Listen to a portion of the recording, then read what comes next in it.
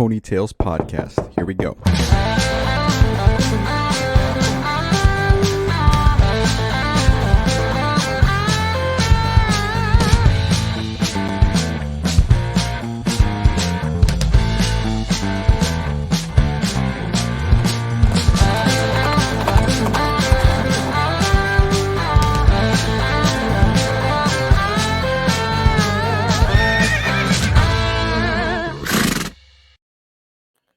Hey guys, welcome to the show. My name is Andres Gamboa, and I am the host of the Ponytails podcast.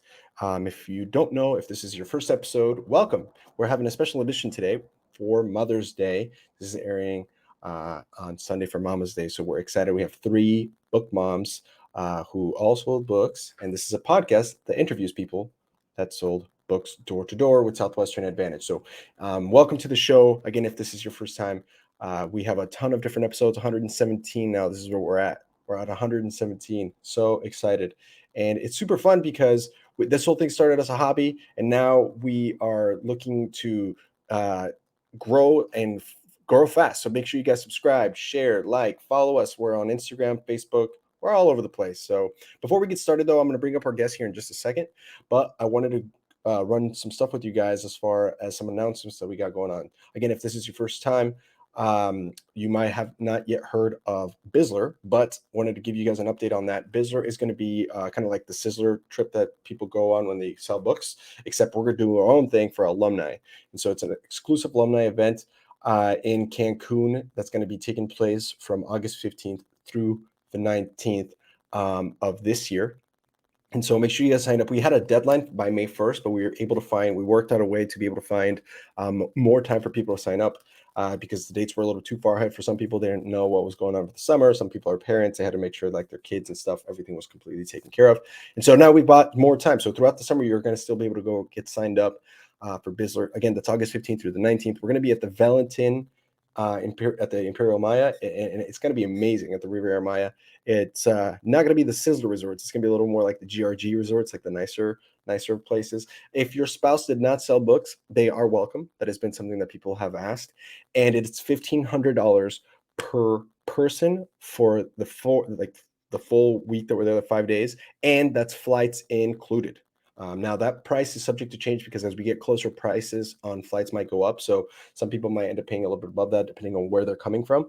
But overall, that's the estimate that we've got. About $1,500 per person should cover you. So if you guys want to come, there's going to be a description below on the description of the video, and you guys can click on that. Or if you're listening on Apple Podcasts or Spotify, it's going to be below. You guys can just tune in and click on that, and then you'll be able to get all the information and all the details you need about that. That's just kind of the basics. Also, coming up on July 2nd is going to be our beer tasting / party. We did that in Nashville a couple of weeks ago at Lee McCroskey's house. It was so fun. We had a bunch of people come out, and we had food and beer, and we were just kind of catching up with everybody. It was super fun, just kind of like an alumni meetup. And we're going to do it again on July 2nd in Denver, Colorado. So if you are in the Denver area and you sold books, get there. I'll see you guys there. We're excited to have that be another event. It's becoming more and more popular. Like the first one was in Gainesville. We had some people there. The second one was like people more aware. So hopefully this becomes more of a tradition. We're looking to do this all over the country, wherever there's a large concentration of alumni. So we're still looking to go, for example, to Omaha and Lincoln, Nebraska, to party with the Force organization and where my family is. Chicago is looking to be an option. Atlanta is looking to be another option, and possibly all over Texas as well, and in California. So keep listening in for that information. Of course, you can visit our Instagram page and a bunch of different places that we're at, LinkedIn, Facebook, to get more information on those as they come up. And first, I would like to talk about is our partners and give some shout outs to some of our partners here. I'm going to talk about Cardinal first. Cardinal Senior Benefits is actually one of our newest sponsors, and it's head and led up by Quentin Roberts. We did have Pedro Vega on the show earlier. He's working with them as well, and Nick Dale.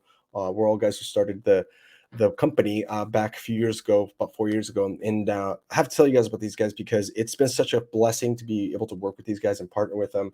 It's such a cool organization. And just from my conversation with Pedro, I could tell that the way that they're creating a culture there for people to work is fantastic. In fact, Mama Chappell is going to be telling us a little about her experience working with them as well. But just so you guys know, since they started, they have doubled or tripled in growth every year, and they're looking actually pretty good to be on track to do that again this year. Pound for pound, they have the most production per agent of any final expense group in the entire country, which is pretty bananas. We're going to be sharing some numbers about what they're up to a little bit later, but they do no cold calling, no prospecting. All the leads are fresh and warm, people who are excited and looking to talk to someone about what they offer and about their final expense insurance. But it offers their agents a healthy six-figure income, and they're only working about 25 to 35 hours a week. So that's pretty realistic. A ton of them are doing that. Like I said, we'll share a little bit more details on that later. But right now they're doing a heavy push for recruiting, and they're offering a $500 referral bonus for everybody that gets hired and gets their parent support letter in. So make sure you guys reach out to us, and we'll put you in touch with Quentin or Pedro or someone on their team to get on that. Next up, I want to talk about Will Metscher. If you guys don't know about Will Metscher, he was the guy that was the giraffe. He dressed up as a giraffe at the events for the Squids giraffe. But more importantly, he's one of my good friends, and I love Will. In fact, I moved to Portland because of Will. He invited me here, and I love the city so much. I was like, I gotta move here, and then he moved. But if you're like me, one of the biggest things that you miss about being in Southwestern is the ability to make a lasting impact. And so the reason college people liked working for Southwestern is because they were able to teach other college kids, things that most people won't learn until they're in their 30s or 40s or sometimes in their 50s. So if you want to be the kind of person that makes that kind of impact with those people, you need to work with Will. Will's looking to get more people on his team. Unless you've been living under a rock, you probably have heard of Southwestern Consulting by this point, but he's one of their top agents, and he's hiring people to work with him. So every one of the coaches that works with Will or has worked with Will has over six figures and has built an incredible career and has helped people have a lasting impact. So that's a fantastic opportunity there for you. Will Metscher is just a good reason alone. Just to hang out with him every day would be awesome. And finally, Elevate Wellness. I want to give a shout out to them. Okay, so BIZZLER's coming up, and I just got back from my honeymoon. And my wife has been pretty happy because our friends and Seth and Zane and Joe Ignis started Elevate Wellness together, and they are here to help us get into the best shape of our lives. Now, there's a bunch of different ways that people go about doing so, but not all of them can be as healthy as they probably should. From a standpoint of our experience, I mean, I was struggling getting healthy groceries, even in Portland. There's a lot of organic stuff, but trying to know exactly what I needed to get for myself and my nutrition was huge. And so they've helped me with that. People start going to the gym, start eating well, but they don't end up really going anywhere after that. So they've helped me stay accountable. They've helped me stay in touch with other people who are working for the same goals in their community and how they built it. And so they've helped both with the workout process and the nutrition process. And honestly, their team is just crushing it right now, cranking out more and more healthy people as they go. So our team's been using them for months and seeing great results. So we can help you get in touch with them before you come to BIZZLER with us in Mexico, so you can elevate your body, your mind, and your life at Elevate Wellness. Now, that brings me to our show. Let me introduce our guests. And I'm so excited because we have three book women. This says book girl. I should just get a Sharpie and have it say women, because these are some badass women that are here with us today. We have Mama Jess Chappell on here. We're gonna have Mama Jessica Roberts on here, and Mama Melinda Vega, the other half of Pedro Vega, the better half, I would say, probably, if that's even possible, because they are such amazing humans. So a little bit, Jess Chappell, there's two Jesses, so it's going to be kind of confusing. But Jess Chappell, she sold one summer in 2015, and she had the one summer. She's from Texas A&M, Gig'em. Mama Vega, she went to TCU. Nobody's perfect, but that's okay. As the Aggies would have me say, she sold for 5 summers, and she's teaching apart for her 4th summer was her favorite thing that she remembers, her most proud moment. She sold starting in 2009. And then Jessica Roberts, going way back in 2005, she sold for 6 summers out of Texas A&M. Her proudest moments were the results of her first summer.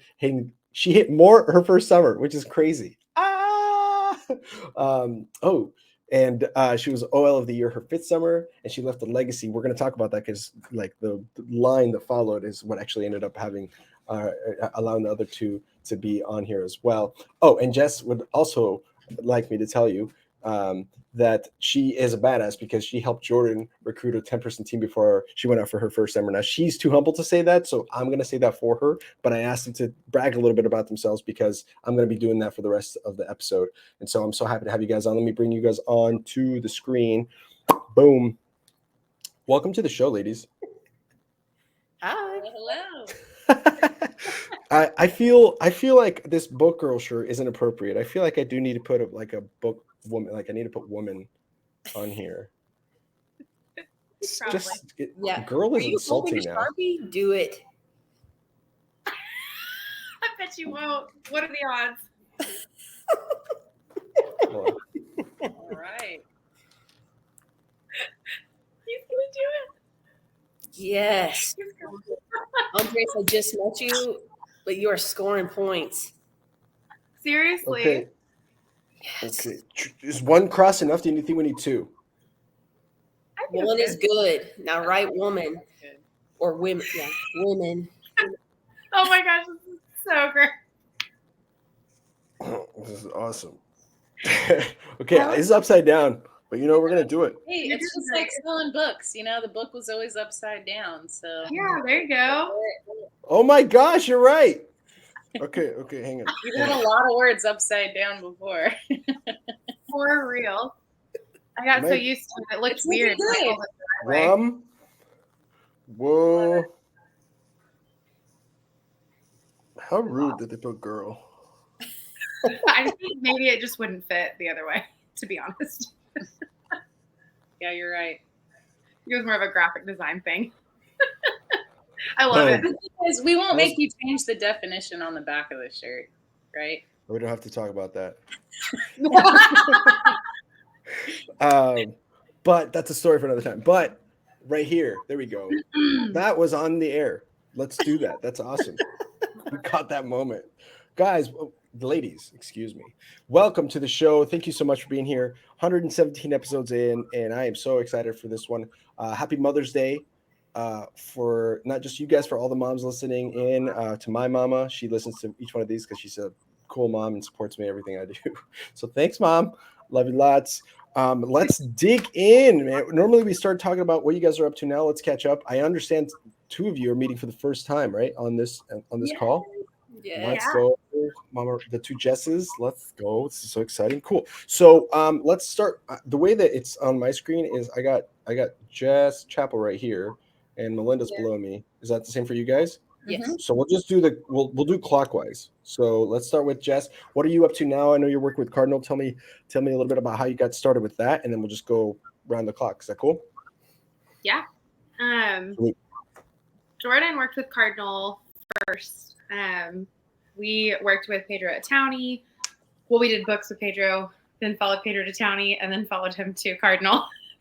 We're like forever tied, I think, to Pedro and Melinda with whatever they're doing. It just always seems like a great idea. It has been. So it is really good. And so anyway, Jordan was doing it, and then I had just had our third baby like the week that he started or something like that. And we were transitioning out of another job. Then we both got laid off like the same day because the company crazy downsized.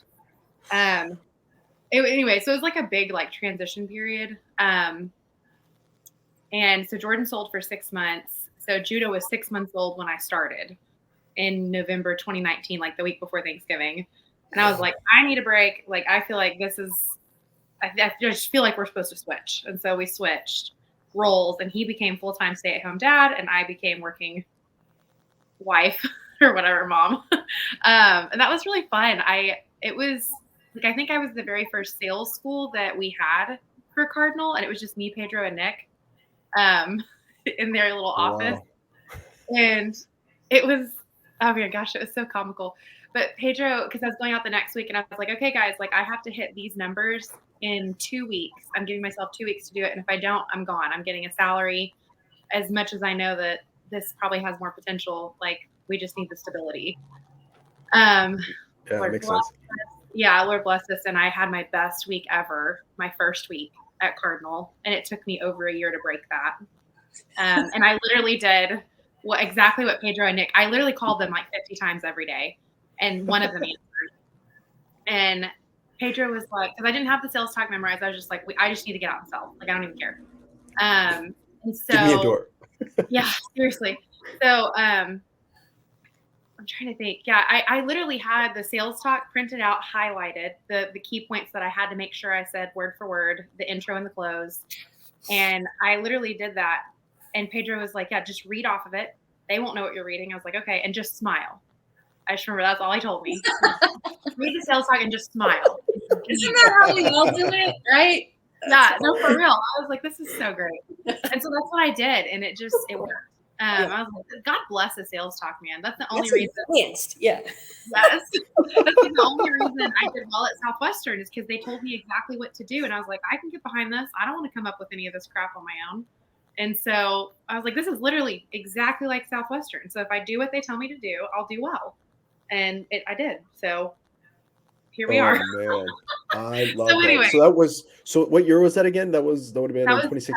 End of 2019 when I started, okay. November, like the week before Thanksgiving. Yeah. So right before that flu, like if you are you guys right before that happened.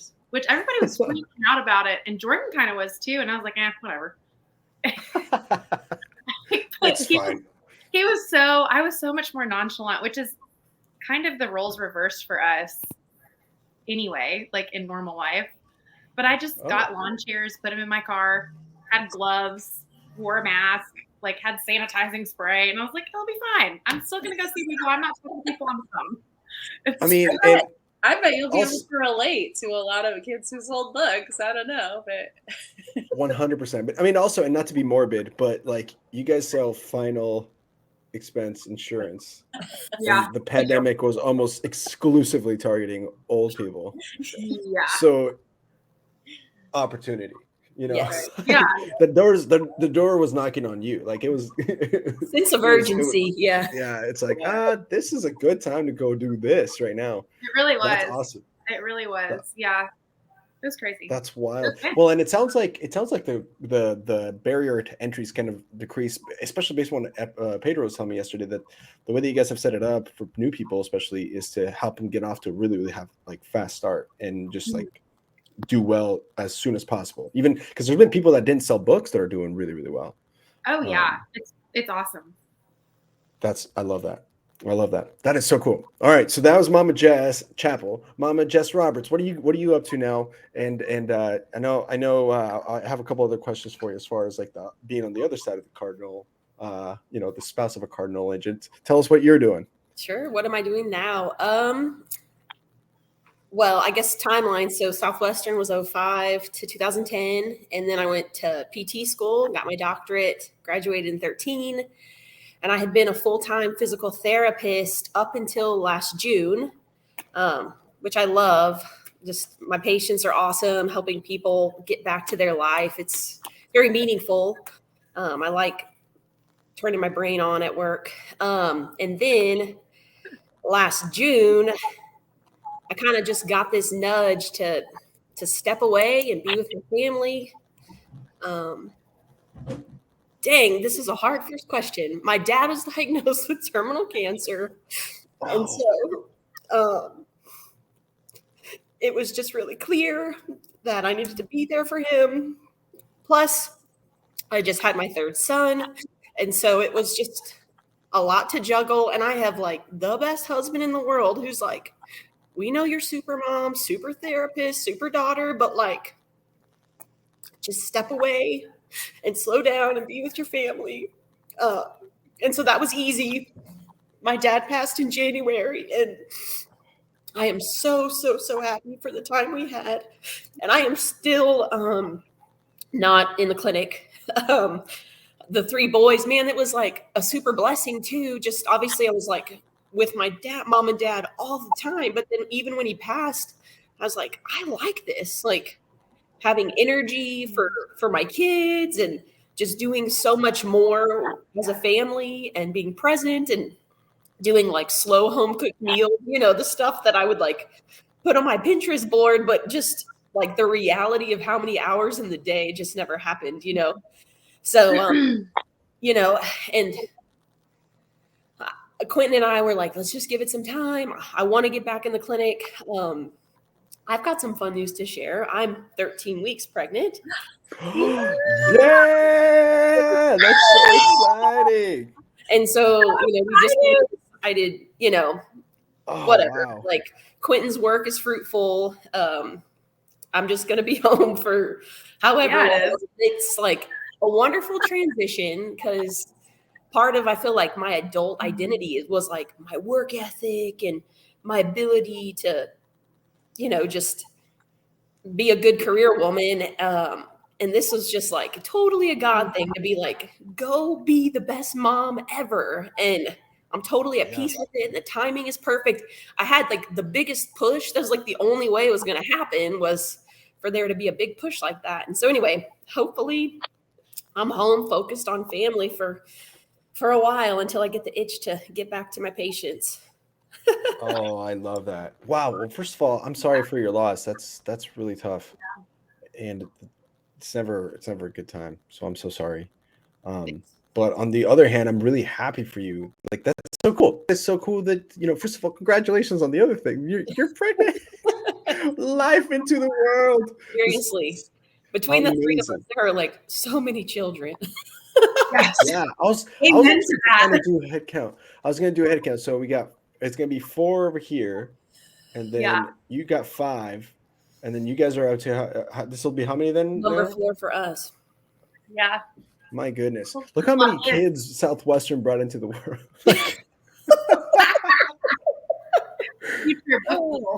Then they got to go buy books for them, MUFUs for them. So it's like a self-sustaining. Dude, the kids love those MUFUs. Dude. My least favorite, but they're like, literally, we've read every page of both books multiple times. They love it. They're good books, I will say. I mean, that was one thing that you needed at the info session was like the books to also be good because you're like, okay, because imagine if the books were terrible, if they weren't that good, nobody would sell books either, Oh, yeah. But wow, okay. Wow, so that was, I'm sorry that was a hard question, but thank you for your answer. That the vulnerability, I think, is what helps the show go along, and I'm happy that you shared, and I'm and I think the day is coming, clearly not today, but that I can talk about my dad and not be sad.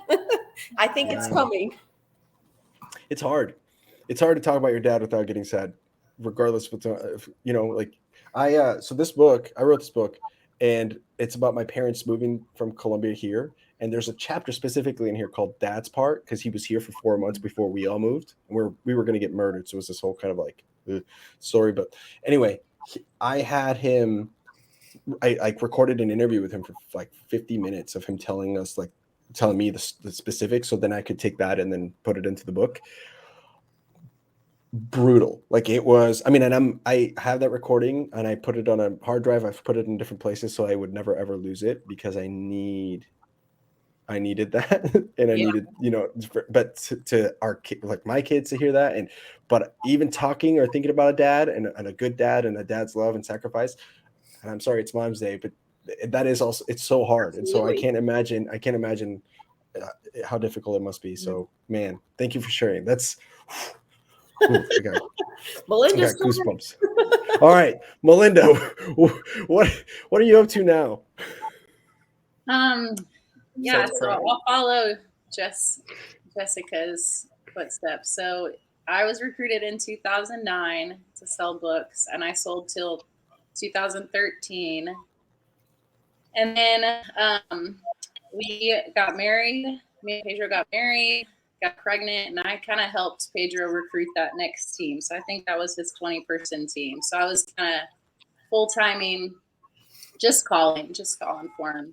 And then, we just kept up with Southwestern. So he was really busy. So I stayed home with 2 little ones. And then he told y'all yesterday, we had our third, or I was pregnant with my third when he decided to leave Southwestern. And I was actually, before he was leaving Southwestern, I was trying to start Southwestern Real Estate. And then I got pregnant and I was like, what am I doing to myself? I'm not driving to Houston, for 4-hour drives while I'm pregnant by myself, trying to get babysitting for 2 kids. So, I wanted to be back and have like some identity, I think, working. And then I just realized, like, hey, let's just not try to be a superhero, right? So I got. I was going to say you are a superhero. Well, those early years of parenthood when the kids are really little and when you have lots of them, it can be hard when you're home. And maybe, Jess, you can relate to this, but you kind of feel like you're losing a little bit of your identity, like your social skills. You're like, where are the other adults? All the other moms work, And so I think staying at home in this day and age is just a lot harder because I feel like we thrive in community, and I'll probably talk about that more. But yeah, so it was hard when the kids were real little, and then I think when Pedro left Southwestern, he was getting home at like 10 o'clock at night, or no, 11 o'clock at night, because they would phone from like 9 to 11 on the weeknights. He'd get home and like literally just pass out and then wake up at 6 a.m. or maybe even 5 a.m. I can't even remember, but he'd be out of the house. So it was just like me and the kids. And I spent a lot of time traveling home to be with my mom because those schedules were just brutal. But yeah, Pedro said the other day, I never told him to leave and I never thought he would leave. Virgie called me and she's like, what's going on? And I'm like, look, he's just going through something. Like, he's not leaving Southwestern. Like, and then I think Pedro, he's just so internal sometimes that you're like, how are you processing this? You're not processing anything with me, And then finally I'm like, oh, he's leaving. Okay, well. But that really was good for us, because we get a lot more time with him after that. Like he moved to an 8 to 5 job. He was home at 5, not at 11 p.m. at night. But I loved watching Pedro work at Southwestern. Like I enjoyed seeing his heart in it, and it was a different experience than my experience at Southwestern. So I really enjoyed his time there, and then. So most recently, I guess, he started Cardinal. And I don't know if you're going to ask me that question later about how that happened.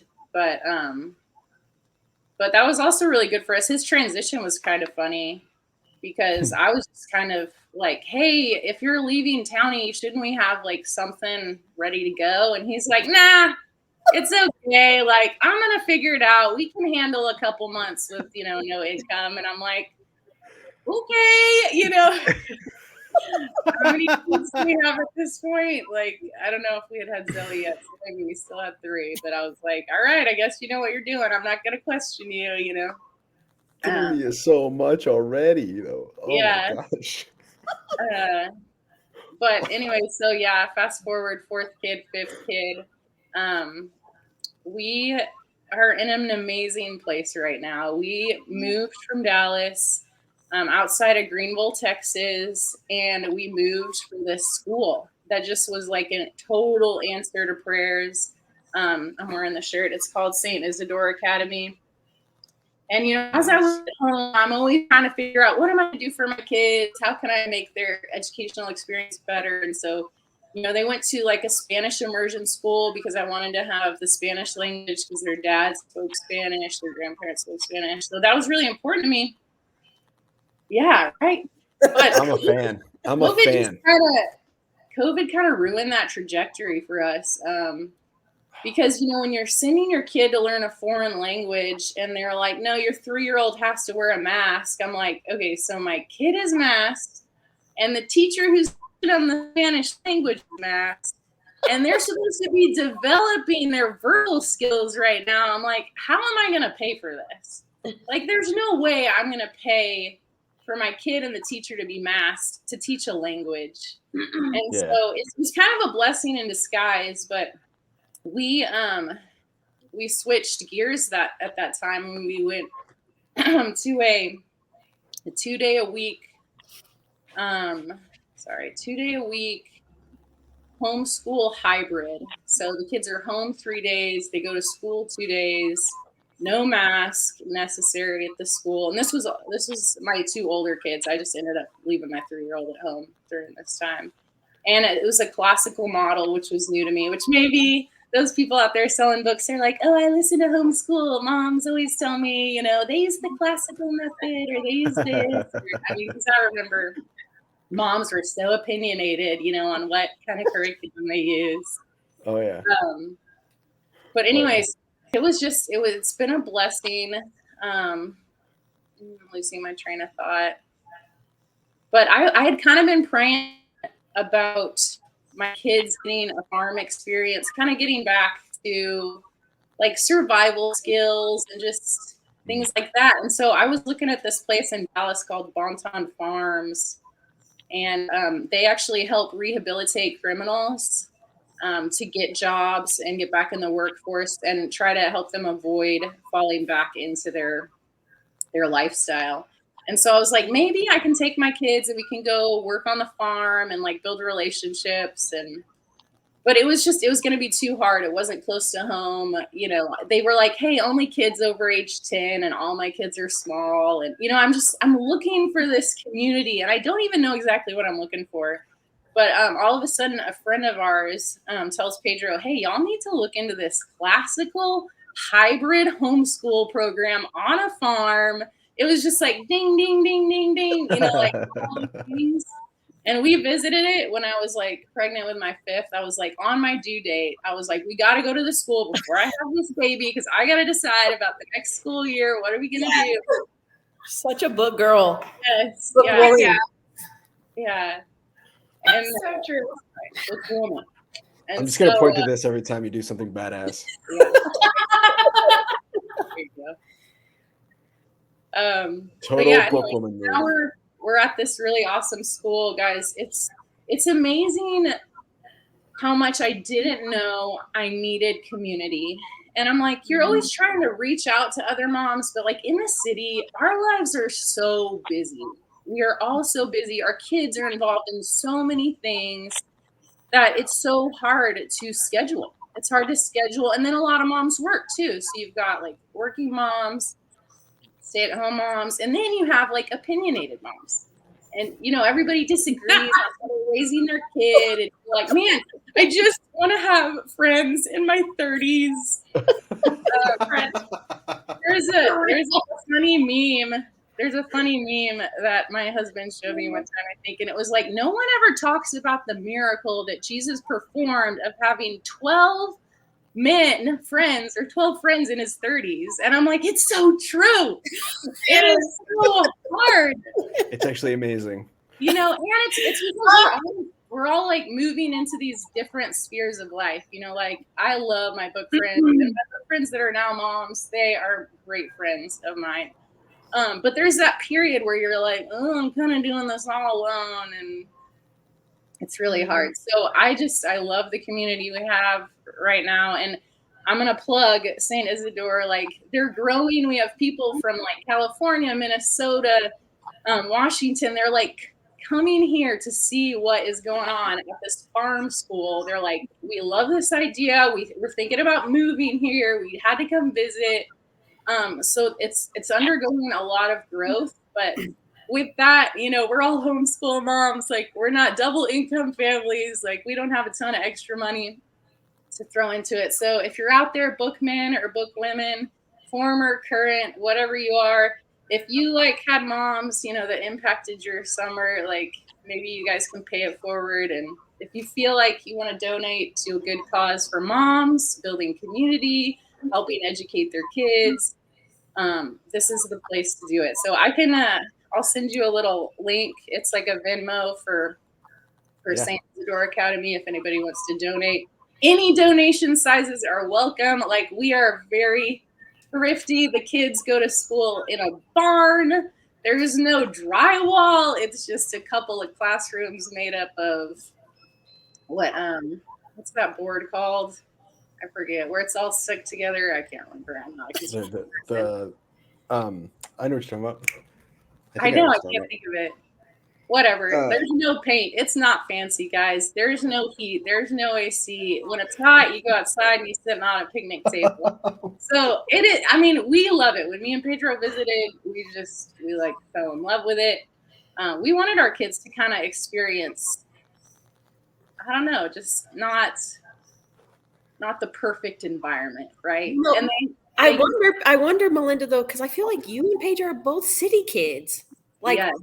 So it's bizarre to me for y'all to be drawn to like the opposite for your kids. Do you think like meeting families in the country during Southwestern impacted it, or? Yes, I bet so. Like, selling in country versus selling in suburbia. I think for sure I was like, oh my gosh, I'm never gonna live in suburbia. But I'll say I'd live anywhere. I feel like it's community, and the fact is that I have like women that I can hang out with 2 days a week while my kids are doing farm chores, they're milking cows, they're feeding chickens, they're moving the pigs, they do all this cool stuff, and they learn, classical educational material or whatever. I'm like cracking up how glamorous you're making this, because I grew up in an agricultural community, shoveling cow shit, like having sows birth a dozen pigs. And I'm like, it is hard work.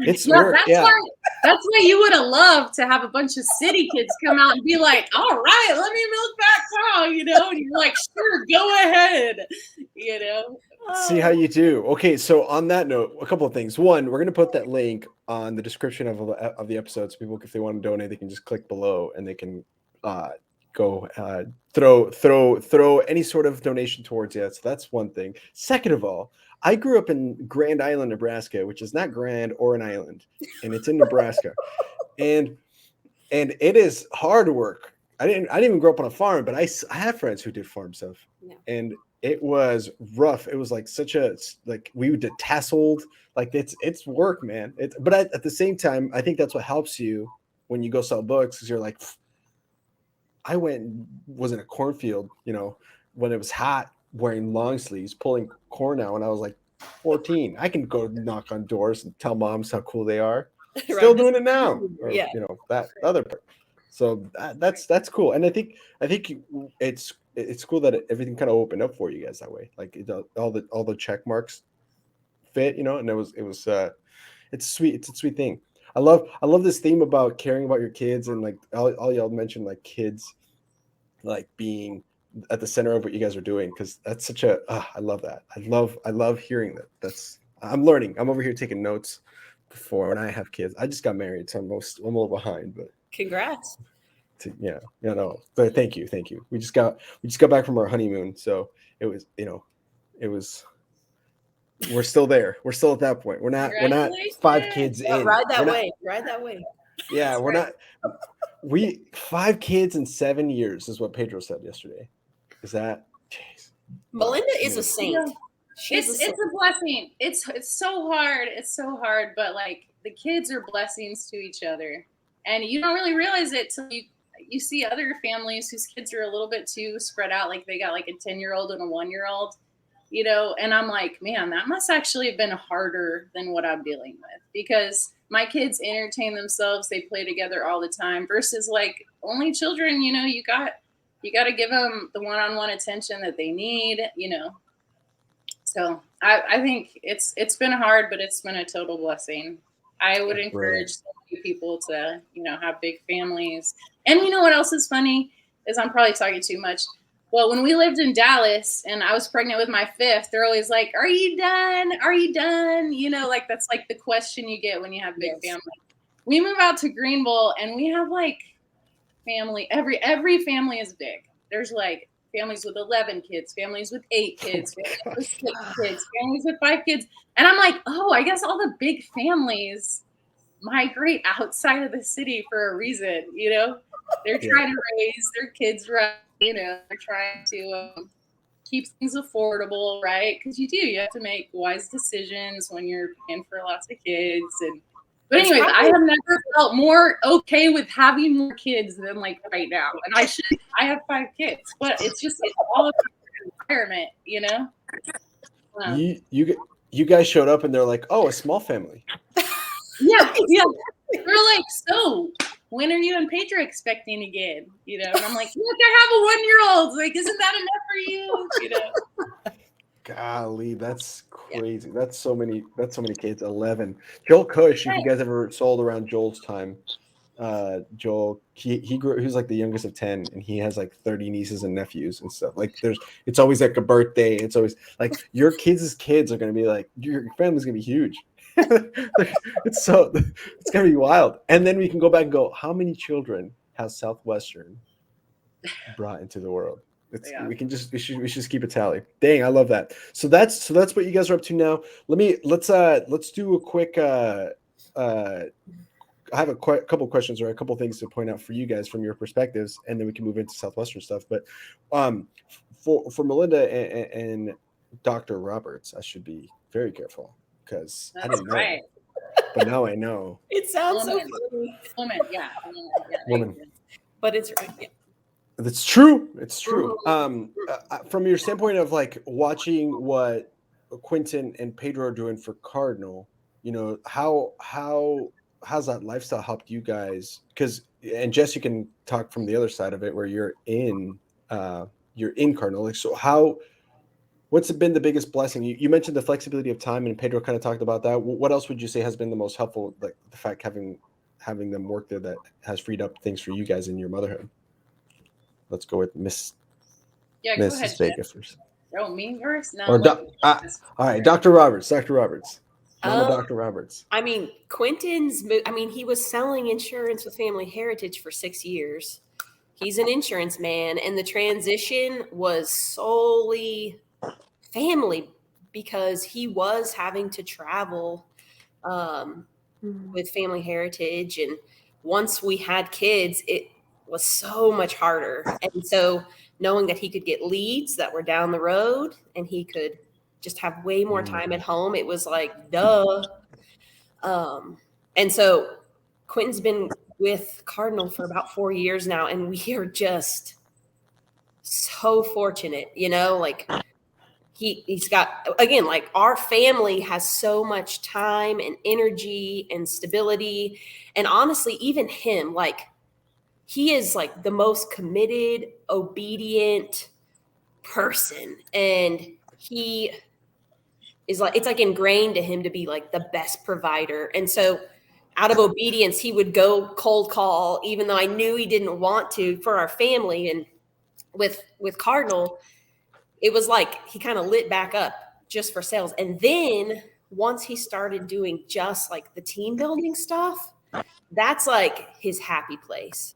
And it's just so natural for him. And it was so nuts because right when I left work was about the time that he just stopped selling and said, I'm going to focus my energy. And it's been fruitful. Like his work has been fruitful and our family benefits in every way. You know what I mean? And so it's, we're very, very, very grateful. And not to mention like working with such, Nick and Pedro have been friends of ours for almost 2 decades, you know? And so it's as far as like trust and integrity. And, you know, I hear the guys like laughing and making fun of each other and then like doing these like huge innovative things and like thinking big, you know, and it's just like so fun to do it with friends, you know? Yeah. So again, just like from the outside looking in, like my husband is 100% happy and fulfilled, and I can't see that changing. It's just such a wonderful organization. Cool. And it spills over in our life, you know? Yeah. And I wanted to ask, because like when the reason I ask is there's so many things that people kind of overlook when it comes to just the like an opportunity like that to work. Like a lot of our jockeys, a lot of the alumni that go on and do cool things like this, there's so much effort that goes in on that it's hard to see the outside perspective of it. But since I had you guys here and I know both Quentin and Pedro, I was like, I wonder what it's like on their side, because it's a curiosity, you know. It's like man, like what does it look like on the other end of this? So it kind of feels like we made it. You know what I mean? Like this is the life we dreamed of. Like, you know, not working 50, 60 hours a week and like striving for our future. Like we're living it. Like we are in the country. We have built our dream home. My husband shuts work off at 5 and is just helping with dinner or jumping on the trampoline with the kids. And we drop the kids off at school together in the morning. Like, you know what I mean? It's just like, it doesn't seem fair because we're in such a good place, you know? So, and Cardinal has like definitely allowed Quentin to use his skill set and finally just like reap the benefits, which is awesome. Yeah. That's awesome. Oh, ooh, chills, goals. Those are my goals right there. It's like grow this thing to the point where it's like, what's that? Oh, I got to do an episode. Oh, okay, cool. Let me just go jump. I got to stop jumping on the trampoline, kids. I got to go. That's the goal. Well, and I do worry. Our kids haven't seen like all the sacrifices and the hours and hours of work, again, for the last 2 decades that we've done together. You know what I mean? And so we're trying really, really, really, really hard to just not forget, just to teach them good lessons of work ethic and staying humble and being frugal and just all the things, you know, the game of life. There's a lot of, you know, just socially, it can be confusing for a young mind. Right. So just trying to slow down and keep it simple. That's good. I love this. All right. What about you, Mama Vega? And then Jess, I was going to ask you from your side, like how your flexibilities help with being a mama. But so think on that, and then Mama Vega. Yeah, I pretty much agree with everything Jess said. I think it's a beautiful thing when Pedro comes home and he's like, honey, listen to this. So-and-so did this much today. He came back through this. Like, I think the thing that brings Pedro the most joy is seeing other people have success. Because I think when he started Cardinal, he was like, I just want something that's scalable. Like, give me something that's scalable that I can teach to somebody else. And so, like, hearing Quentin, you know, have so much success, hearing all these other names like Sean Briefo have success, and just so many book people, because it's almost like when they're at books, you know, everything's great, but you're like Jess said, you're like, we worked hard, we're just waiting for that hard work to pay off, you know. And I feel like it is hard. Not everybody transitions from Southwestern well. And just watching Pedro, get to Cardinal and then be able to impact a lot of people, you know, it brings joy to our life, you know, because Pedro's in a happy place. You know, he's in his happy place, like recruiting, training. You know, it's what he learned to do, and he's getting to use it, and he's getting to see other people succeed because of it. It's just, I don't think you could ask for more in terms of a career path, you know? And we have a wonderful lifestyle. Me and Pedro both grew up pretty poor. You know, my mom was a single mom, so she worked to provide, but it was hard. And, you know, being able to be in situations where I don't even have to like it's after the fact, hey, Pedro, I bought this, you know, like, is that okay? Oh yeah, whatever. You know, it's fine. Like, I look at the budget, but big things I'll probably talk to him about. But I'm just saying, like, being in that situation where you're not worried about paycheck to paycheck. Because trust me, at Southwestern, you know, when you're taking that draw, you're like, are we gonna make this much money? Because we're borrowing it all, you know, from like, you know, I hope it comes through at the end of the summer. I hope those kids knock on all those doors. Yeah. You sure are entrusting our livelihood to a bunch of 18-year-olds. You know, it's really the best thing we could do. To a bunch of 18-year-olds that are about to do the hardest thing that they've ever done. Yeah. Yes. Hope they don't quit. So it's definitely nice brutal. When you entrust your livelihood to, you know, former book people who are kicking butt. So Yes, and they are. and Speaking of others people, and others who are not book people but still doing really well. well, I mean, speaking of people who are kicking butt, Mama Chappell. Yeah, that's What right. about for you as a mom and the flexibility you need to now have the fourth child? Oh, we might have lost her for a second. Who knows? We have the internet's being shoddy. Is that the right word? It's my second language. Yes. Okay. Yeah. So we might have to play this one by ear as Jess struggles to get back into the fray. But while she returns, let's go. Maybe we can also transition, and once she gets back, we can answer that question. But let's transition into the Southwestern part of the show, where we talk about how the heck you guys got into this thing. Before we do that, if you guys need a quick break, I'm going to do a couple of ads, and I don't really like to call them ads. I think it's a shout out. Our goal here at the podcast is to bring the network to life. That's what we're trying to do, right? You mentioned this a little bit, Melinda, but Pedro and I were talking about this too. There's the family of companies, and then there's like the bigger family of companies.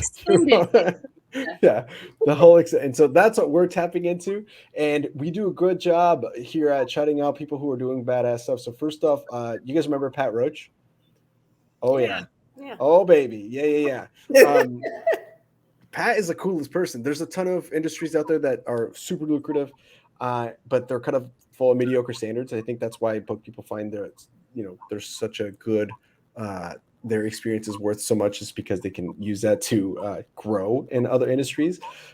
In real estate, for example, there's a 95% turnover rate. That means that 95% of people who sign up, get licensed, and start a year later are gone. But when Pat came into the game at Southwestern Real Estate, it was the complete opposite. They have 95% retention, which is kind of insane in any industry. Most of his agents are making six figures. So anyway, if you guys are looking for something to do, switch up, maybe are kind of unhappy with where you're at, and you kind of want to join a culture that's pretty awesome as well. That's what Pat's done at Southwestern Real Estate, and it made it right for a bunch of people who sold books. Also warm leads, more reliable sales, and more importantly than anything, it's 99% drama free. He likes to let us know that. So we appreciate Pat for that. Oh, Jess is back. Here we go. Bringing her back in here. Sorry. No, you're good. Some weird internet. Listen, when you run a podcast fully remote, this is so fun. Like we've done. Plus, it doesn't matter. We can do whatever we want. It's our show, so you're fine. No big deal. Also, I want to give a shout out to ThoughtLeader. Do you guys remember Dillon Barr, the funniest bookman probably ever? Dude, Dillon is so funny. Dillon is the funniest person I ever watched do a sales talk. It was always a blast. But he's working with ThoughtLeader now, and they help people land TEDx talks. In fact, they've helped over 400 people as of now land TEDx talks, and they need help from Southwestern alumni. So they have partnered exclusively with us, and they're looking for people who sold books to join their team. They currently have openings for two different roles. One is SDR, which is going to take warm leads. Again, this whole idea of leaving the cold calling prospecting is so nice. But they take warm leads, they qualify them, make sure they're the right fit for the program, and then set them up with an appointment with an enrollment advisor. So the SDR role is about 50 to 75K a year for on-target earnings. And then the enrollment advisor is the other opportunity that they have open. This is someone who's a little bit more experienced in sales, but you'd be talking with people who are genuinely interested in doing this public speaking thing with TEDx. You wake up each day, your calendar is already filled with qualified applicants, and your earnings for that role are about 130 to 200,000 plus on target. So high standards for the role. That's why they pay the big bucks. But for the right person, it could be the opportunity of a lifetime. So if you're interested, send Dillon Barr. He's the head of sales and client experience there. He's also obviously a bookman, and you can email him at db@thoughtleader.com. ThoughtLeader has a dash in it, so db@thought-leader.com. It's on the screen if you're looking for it, and if you're watching on YouTube. So thank you for coming to my TED Talk. Boom, boom. Also, since this is the part where we give shout out to some of Cardinal's agents and how they're doing, so this is a good opportunity to have Jess talk once I share these numbers, because she's been crushing it. Let's see. So I have all these numbers pulled up. You guys have 49 agents. 10 out of them just had they just grossed over 10K last week. The top 10 agents I had over 13K in profit and over about 29 hours on average of working per week. If you told that to a book person, whoops, they might leave. But the following people all had over 10K. It's true, man. I'm not saying that Southwestern doesn't pay well, but once you leave Southwestern and you start getting paid like other commissions, you're like, wow, this is crazy. But anyway, 10K last week was Lucas Holland, Isaac McConkey, Jordan Chappell, what up? Travis Thompson, Max Clark, DJ Acosta, and Eric Nicholson. John Mark had 2 weeks in a row with over 10K in gross profit. And then Michael K had 4 weeks in a row. And of course, Nate Alberts, shout out to him. He had 7 weeks in a row, which is bananas. 22 of the 49 agents had over 5,000 in gross profit last week, and 39 of them had over 3. So that's like PC, and that's the low. That's like hitting PC every week on the low end. That's what you guys are doing. Wow. How are you ready? Jess, can I hear you? Is your sound okay? Maybe she's still working on the sound. Man, I'm hearing. Here we go. Oh, darn it, we're losing her. Somebody give her internet CPR. I can't even spell CPR. That's my joke. I'm trying my best, guys. Are you guys having fun? Is this okay? Are you guys doing good? Yeah, this is new. Yeah. I've never asked that on the air to a guest, but well, why not now? Exactly. Right, here we go. Man, I'm sorry. Are you back? Can you hear us? I think. I don't know. We'll see. I'm going to turn my computer off. I'm on my phone. I can hear you. Can you hear me? Yes. Yes. We can hear you. You can hear me. Okay. Sorry. I don't know what is going on. Okay. Are you in a I was bathroom, listening to you read all the stuff. Oh, yeah. I'm in my master bathroom. I literally have nowhere else to go in the house because everybody else is napping. My mom life, you know, right this is where I do. Honestly, this is my office. Actually, a lot of times. I remember knocking awesome. on a door, and the mom finally came to it. And she's like, "Sorry, I was hiding in the closet from my kids." She said that. I was like, "Okay, one of those days." But now, do you understand? Does it make no sense? No. So now it's like, oh, yes, so true. Jess Mrs. Chappell hides in the bathroom from her kids.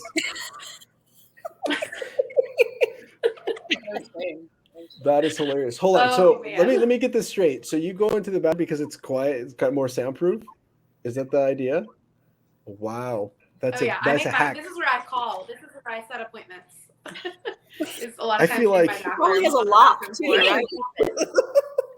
I feel like that answers the question of how are you doing this mom thing while still being extremely successful with the insurance business.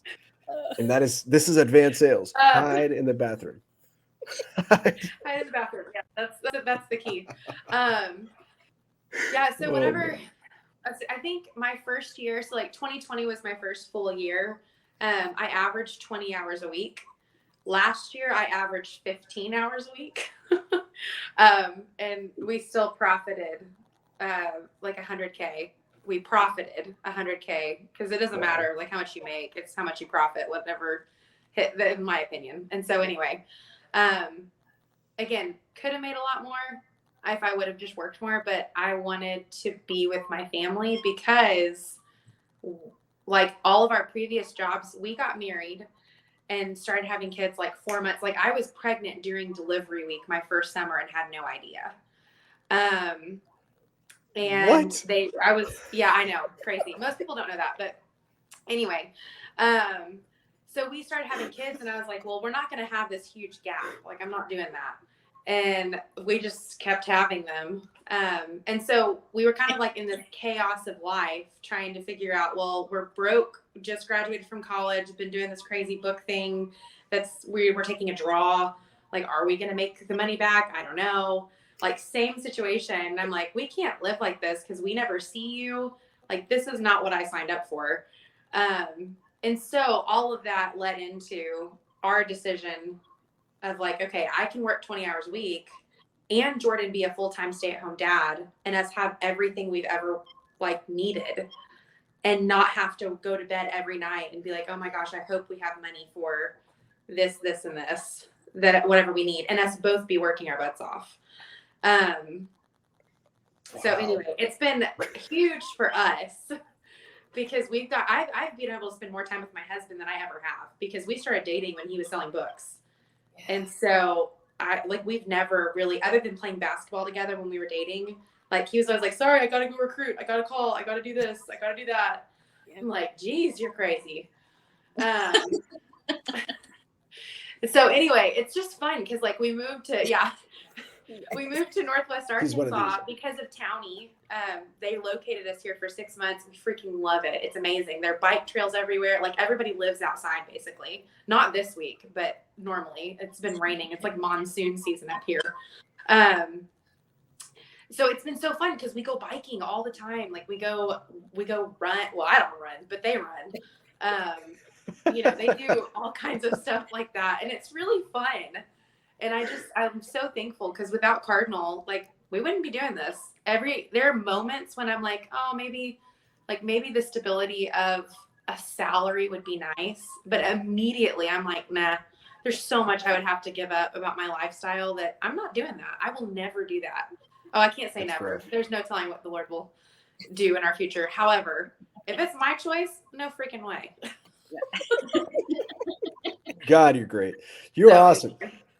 That's such a funny thing to say because people that was a struggle. It's like salary, you take a salary, do you take that security, and then do you start thinking, wait, asking for permission to go to the bathroom, maternity leave, like we want to go on vacation to see what I only had 2 days on my 2 weeks left.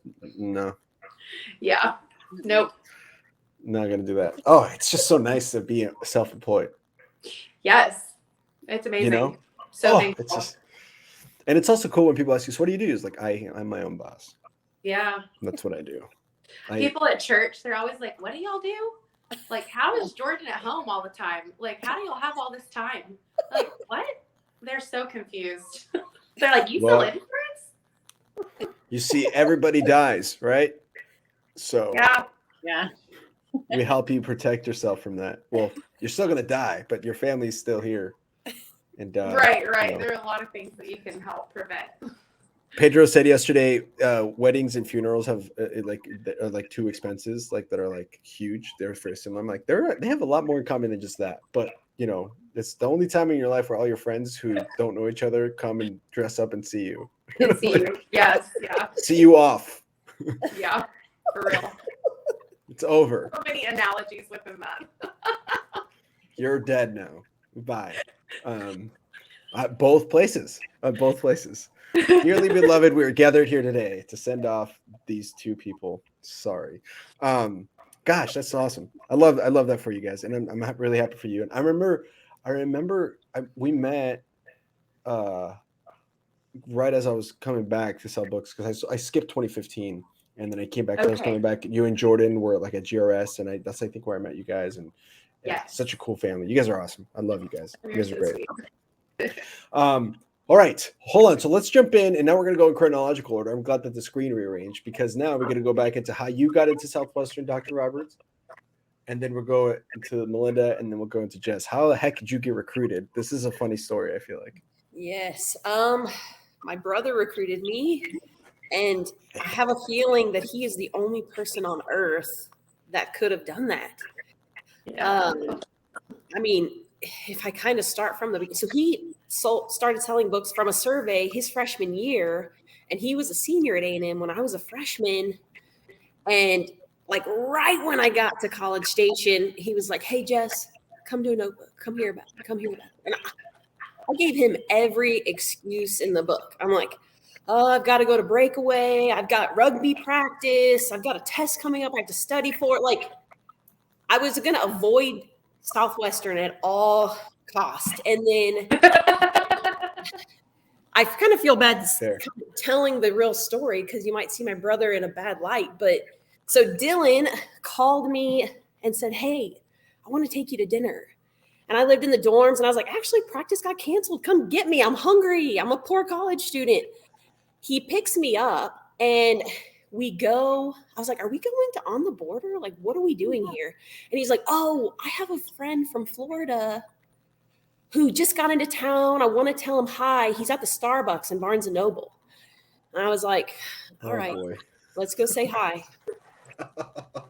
So we walk in, sitting at one of those little round tables in Starbucks, Mark Rao, with some other like guy college student that I've never met. And Dillon was like, hey, Rao, this is my sister, Jess. I told you I'd bring her so you could meet her. And he's like, I'll see you later so you can hang out with Rao. And I was like, what is happening? And so I'm sitting. Oh my gosh. Yeah. Totally. I was frustrated. And so I'm sitting like with Rao for an hour, and my arms are crossed, my legs are crossed. And, you know, he's going through all the points of the summer. And I'm like, I know my brother did it. I know you moved somewhere else. I know what the average person makes, you know, and this guy next to me is like trying to sell himself, like wants the job. And I'm like, I'm a nutrition major. I want to be a physical therapist. And I was resentful because I had just graduated high school. I was salutatorian. I had a speech, and I asked my brother to come to my graduation. And he said, I can't leave the book field. And I was like, everything about this organization, I can't stand. And so anyway, you know, we came out of there like, Mark's like, oh, like, do you think you do well? And I'm like, of course I would. And he was like, do you want to come to the first interview? Or you? And I was like, no, hell no. Like, and so we left. Brutal. Dorm. I was like, you're an idiot. Like, this is something, a stunt only a brother, a sibling can do. And I'm trying to change your life. Yeah. I mean, his conviction is like Pedro's. It's just like, why wouldn't you? It's like the best thing in the world, you know? Dillon sold 9 summers. Like, he is Sammy Southwestern. And my birthday's in September. So like a couple weeks later, Dillon is like, oh, I got you a birthday present. I want you to be my guest on Sizzler. And I was like, are you serious? And like, the year before, he got me like a Sunbeam blender. And the year before that, like a $5 volleyball from Walmart. I'm like, you're going to take me to Mexico for my birthday? I was like, and so I agreed to it. I just didn't even think twice. And I was like, but leave me alone about Southwestern. And so obviously I was like, I want to focus on school. I want to focus on my rugby team.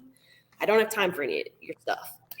So anyway, I went on Sizzler, and my brother is a genius because it was like Eagle Blitz at Puerto Vallarta. And I walk in, and it's like this huge hotel with like plants hanging down. I'm roommates with Carly Day Felice, who I'd never met. She was at UT, and she just sold books, and she was cool. And she was like, let's go down to the pool. And she's like, you know that Eagle Blitz has a 1-to-9 ratio of girls to guys. And I was like, okay. Like, we're, like meeting all the people. And it was crazy because every single person that I met, because there's all these new faces, everyone was like, oh, I'm so-and-so. I just finished my first summer. Oh, I'm so-and-so. I finished my second, and they were like, what's your name? Where did you sell? And I'm like, I'm Dillon's sister. I've never sold. And man. I don't feel the disappointment. And so as the week went on, my answer was like, oh yeah, I'm my brother's guest. I'm thinking about selling next year, Oh. Boom. Yes.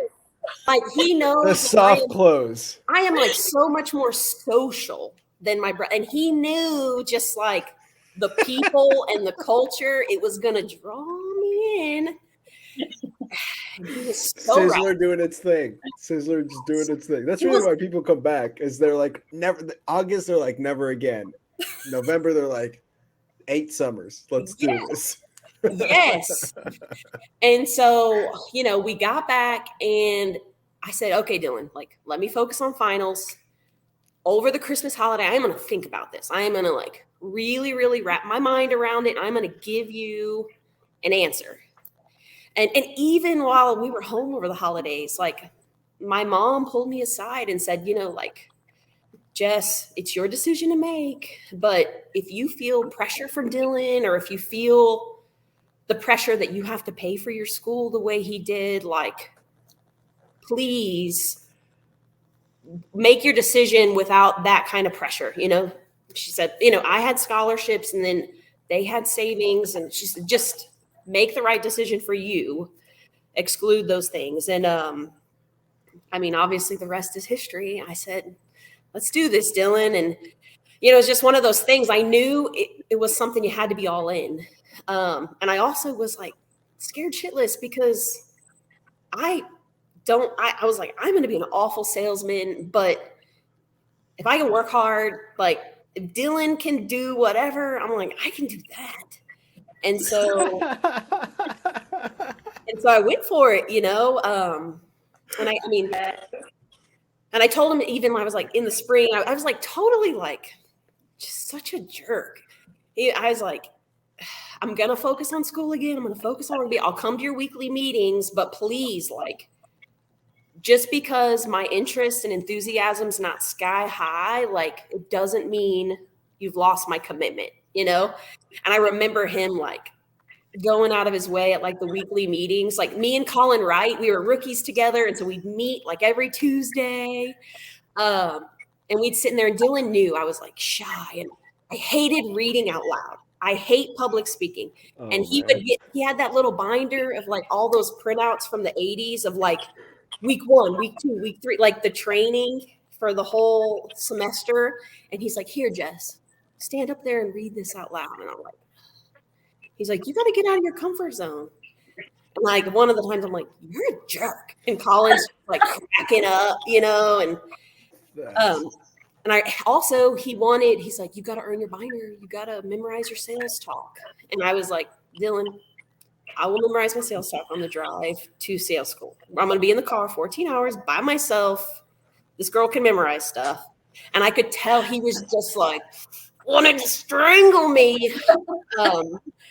But he was totally cool with it. And obviously, like, love my brother. If I didn't love him so much, I wouldn't have trusted him to go do such an insane internship. And honestly, like, he taught me the foundation for all the success and everything I got out of the program. So I'm super grateful for my manager, Dillon Lackey. It changed your life. I mean, it's so crazy. Yeah. Do you remember seeing Rao again? What was that like?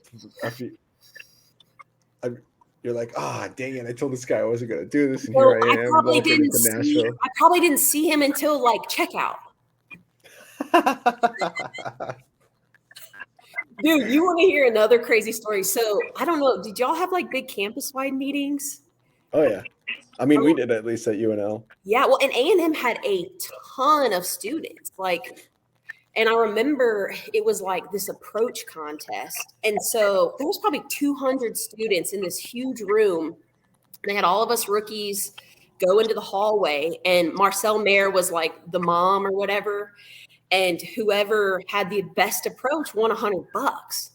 And so we're all in the hallway. Like, I'm getting nervous because I'm like, there's like 200 people in there, even though Dillon has practiced our approach every time we came into the office. Like, I was like, you need to settle down. You know what to do. Knocked on the door, took my 3 steps back. Marcel opens the door, and I like look at all the people, and I was like, you must be the mom. I just froze. Like, I panicked. I didn't even know what my name was. And then I just, like, it felt like and I just took the binder, I threw it down, I said, shit. And that was it. I'm like looking at my brother. He's in the back with like John Paul Mayer, Scott Steffen, Ryan, like a lot of the managers, John Thomas. And you can tell they're just like laughing and nudging him. They're like, your sister's going to do great this summer. She can't even remember her name. I'm like, so needless to say, at sales school, I did everything I could to just like fly below the radar. We can't have another brutal. episode. Yeah. Brutal. And that turned into 5 summers. Look at you. Six. Oh, 6 summers. Excuse me. Yeah, that's right. Yeah. I knew that. Just making sure you knew that. Even for summer, I was number 3 in the company. Like my standards were like, my commitment was to the controllables. And then, so I had my brother, and then I got to give a shout out to Brian Harbin because he was my organizational leader. And like kind of week 3 on, he did my PCs and he taught me advanced sales. And like, he challenged me every week. He gave me something to focus on. And I just totally bought into it and did exactly what he said. And that was on top of the work and the attitude that Dillon had preached. And I mean, by week 5, I hit moored. I like didn't even know what that was. I was going to ask you about that. That's bananas. I know. Like people would follow me like years later and they're like, how are you the top? Like you just say the script and you like laugh and smile and you just see 30 families. And I'm like, I know. That's it. It's nothing super special. Like, that's wild. Yeah. It's so crazy because the advanced sales helped for sure. But I mean, like not many first years hit more. Like that's I don't know the last time someone's done that. I feel like they had one last year that they got close or they did. But then I don't recall in the last decade someone doing that. It was like bananas. I guess so. The first 2, like I hit about 200 units my first 2 weeks, and then I met with Scott Steffen, who's like an old friend. He was a B manager at A&M, and he said, "Jess, like you sold 1 set of handbooks last week, and it was all kids' books." He's like, "What was the sales talk you learned?" And I was like, "The handbooks." And he said, "If first grader up, show the handbooks."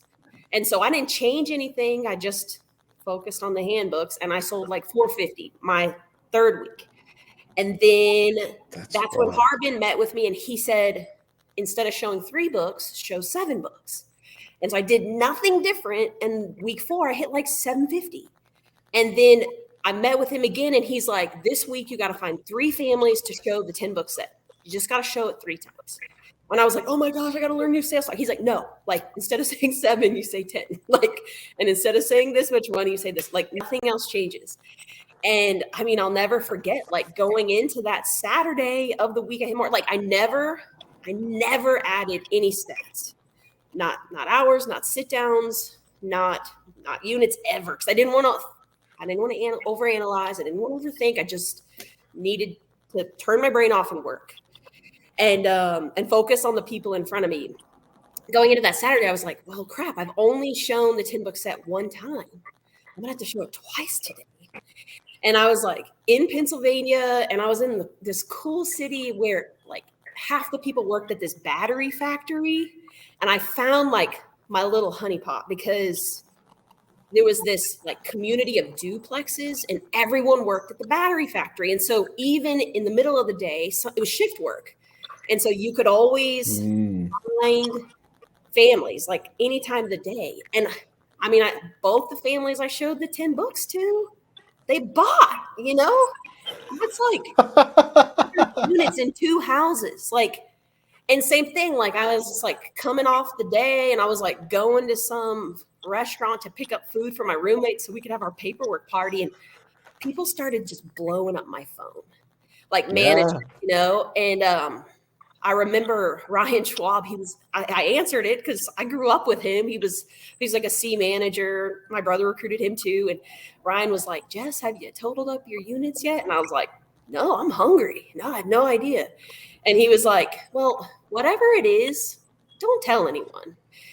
And make sure you work hard next week. And he's like, remember, you're starting at 0 on Monday. And I'm like, okay. And like, you know, I was just like, yeah, just ignorant, you know? Wow. And they did such a good job of like keeping me focused on the right things, you know? So anyway, needless to say, the Sunday meeting was freaking fun. I was like sitting on a chair and they were like lifting me up. And I was like, this is a big deal. I didn't realize it, but it is. Yeah, that's huge. That's so crazy, man. Yeah. That's bananas to think. Guys, my best week was like 700 some odd. And I remember how hard I busted it for that. And you hit 1,000. I'm like, that was my first summer. I was like, I'm trying to sit here and think like, who can do that? What first year has been able to do that? I don't know, man. That's amazing. Props. Well, thank you. Seriously. Yeah. And like I said, truly, like I couldn't have done it without the coaching. Like, you know what I mean? I had wonderful mentorship. And I just Brian. Supposed to be coachable. That's right. Brian Harbin is a stud. He was on the show last November, and he's awesome. Oh, his wife was my roommate. That's my mom. Oh, that's my mom calling probably. tell her I said hi, Melinda. Okay, so that's how you got recruited. You recruited Pedro. I did. Later on. I did. We heard that story about when he got in. We heard that story with Pedro. He was talking. He's like, the only reason I did that was because I trusted Jessica. Dude, he would come in like in the interview process and just drill me. You know what I mean? And his posture was like, I've got some questions for, and I'm like, bring it. I'm like, I don't have much skill at recruiting. This is my first time, but I can be honest. So bring it. That's awesome. And he said that was it. He goes, ultimately, I had to choose whether I trusted Jessica or not. That's what it all came down to for him. And then he did. And here you are. So then, to get along with him. Yeah. So that was how you got recruited. Melinda, how did you get into Southwestern? This is now, so that was 2005, right? With Dr. Roberts. And then we're moving now into 2009. Is that? Yeah, 2009. Melinda, you and Pedro were rookies together then. Yeah, we were both like seniors that got recruited. Yes. But I heard about it my junior year from a friend that went to University of Texas, Arlington. And I was like, never. Why are you telling me about this? I don't care that Rick Perry went door to freaking door. I'm never going to go door to door. So when are you going to stop talking about it? And then I was going on a mission trip that summer, which I did go to. I was supposed to like work with the Missionaries of Charity. You know who Mother Teresa is. There was like a Missionaries of Charity in Toronto. And I was like, forget this. I'm going to Toronto. I'm going to hang out with a bunch of holy sisters. And like looking back now, I'm like, I could see God's hand so many places, like guiding me to sell books, even though I was like not the book type at all. So a friend of mine ended up selling books that summer that I did my mission trip. And she came back and she's like, hey, come hear about it. Like, it was really like a challenging experience for me. And I just grew closer in my relationship with God. And she kind of spun it like the way I would hear it. Yes. So it had nothing to do with like, hey, I made this much money. It was like, I sat down with moms. Some of them cried. Like, it was just a really powerful experience for me. So she told me about it and I'm like, hey, I'm a dance major at TCU. Like, I don't even know if I want to teach dance. I just got my college paid for. So I'm like, I don't know what I'm going to do. I'm a senior. I got to make some money. So I was like, I need to go hear about this. And then I show up at an interview with Virgie. And Virgie demos Virgie demos the books. And I give the worst answer ever. Like, I was like, I would never use that. Like, I was one of those terrible people in the info session. They're like, we need to escort her out of here. I'm like brutally honest. Like, I'm honest to a fault. And I just said it. And then I realized, oh, I messed up. Like, this is an actual interview. Like, she stopped asking me questions. And I was like, oh, I gotta do something different here, I gotta make her like me or try harder now, Totally like negative sold ninja me. And then, and so anyways, I did like my first couple of interviews with my friend Heather, who had sold the summer before, who recruited me, and then who was also from TCU. And then, I went out my first summer, but it was not glory. My senior year in college, I studied abroad spring semester before I sold books. So like where Jess is like, we had 200 people in a room. We didn't have any team at TCU. The person who recruited me was the team at TCU. Her manager was not the one who tried to recruit me my junior year, but another guy, Jared Conway. He'd probably be somebody fun to interview. But he graduated from University of Texas at Dallas. So there's like no team when I got recruited. So I go study abroad in Italy, and I have to do these calls with Jared Conway, and he's calling and he's like, okay, Melinda, how are you going to handle the emotional roller coaster that you're about to go on? And I'm like, dude, I'm in Italy. Like, I don't care what kind of roller coaster I'm going to go on. Like, what do you want me to say? You know, like, have you had their pasta? I don't care. Yeah. And of course, my friends who did it, I was like, man, if she can do it, whatever, like I can do it. Who cares? I just want to be challenged. It'll be good for my resume. Maybe I'll make some money. You know, I'm like, I don't need to be coached, right? I got this. Wait, who was it? I can't remember. Who was your manager? Heather Chris. She only sold 2 summers. Yeah. Her last summer was my first summer. So I remember I went to sales school. I'm trying to think. And everybody from like Baylor had already gone. So I was actually there, not with any team. I was just there by myself with a lot of JYD. And nobody had their sales talk memorized. And I was like, I did theater when I was a kid. I can memorize it, whatever. And I had it probably down better than everybody except for one girl there who ended up like quitting her second week. But she had her sales talk like down. I was like, oh, dang, maybe I should work a little harder. But anyways, Virgie still, I don't know, actually, y'all can do this, but Virgie tells my first week story, at least when I was there, when Pedro was there, it was like, all right, now we got to tell Melinda's first week story. Share it was terrible. It was so bad. I sold 1 Mufu and it was weak. It was a week. You got to zero down on the smallest package. Yeah. There's only one way to go below that, and everywhere else to go up.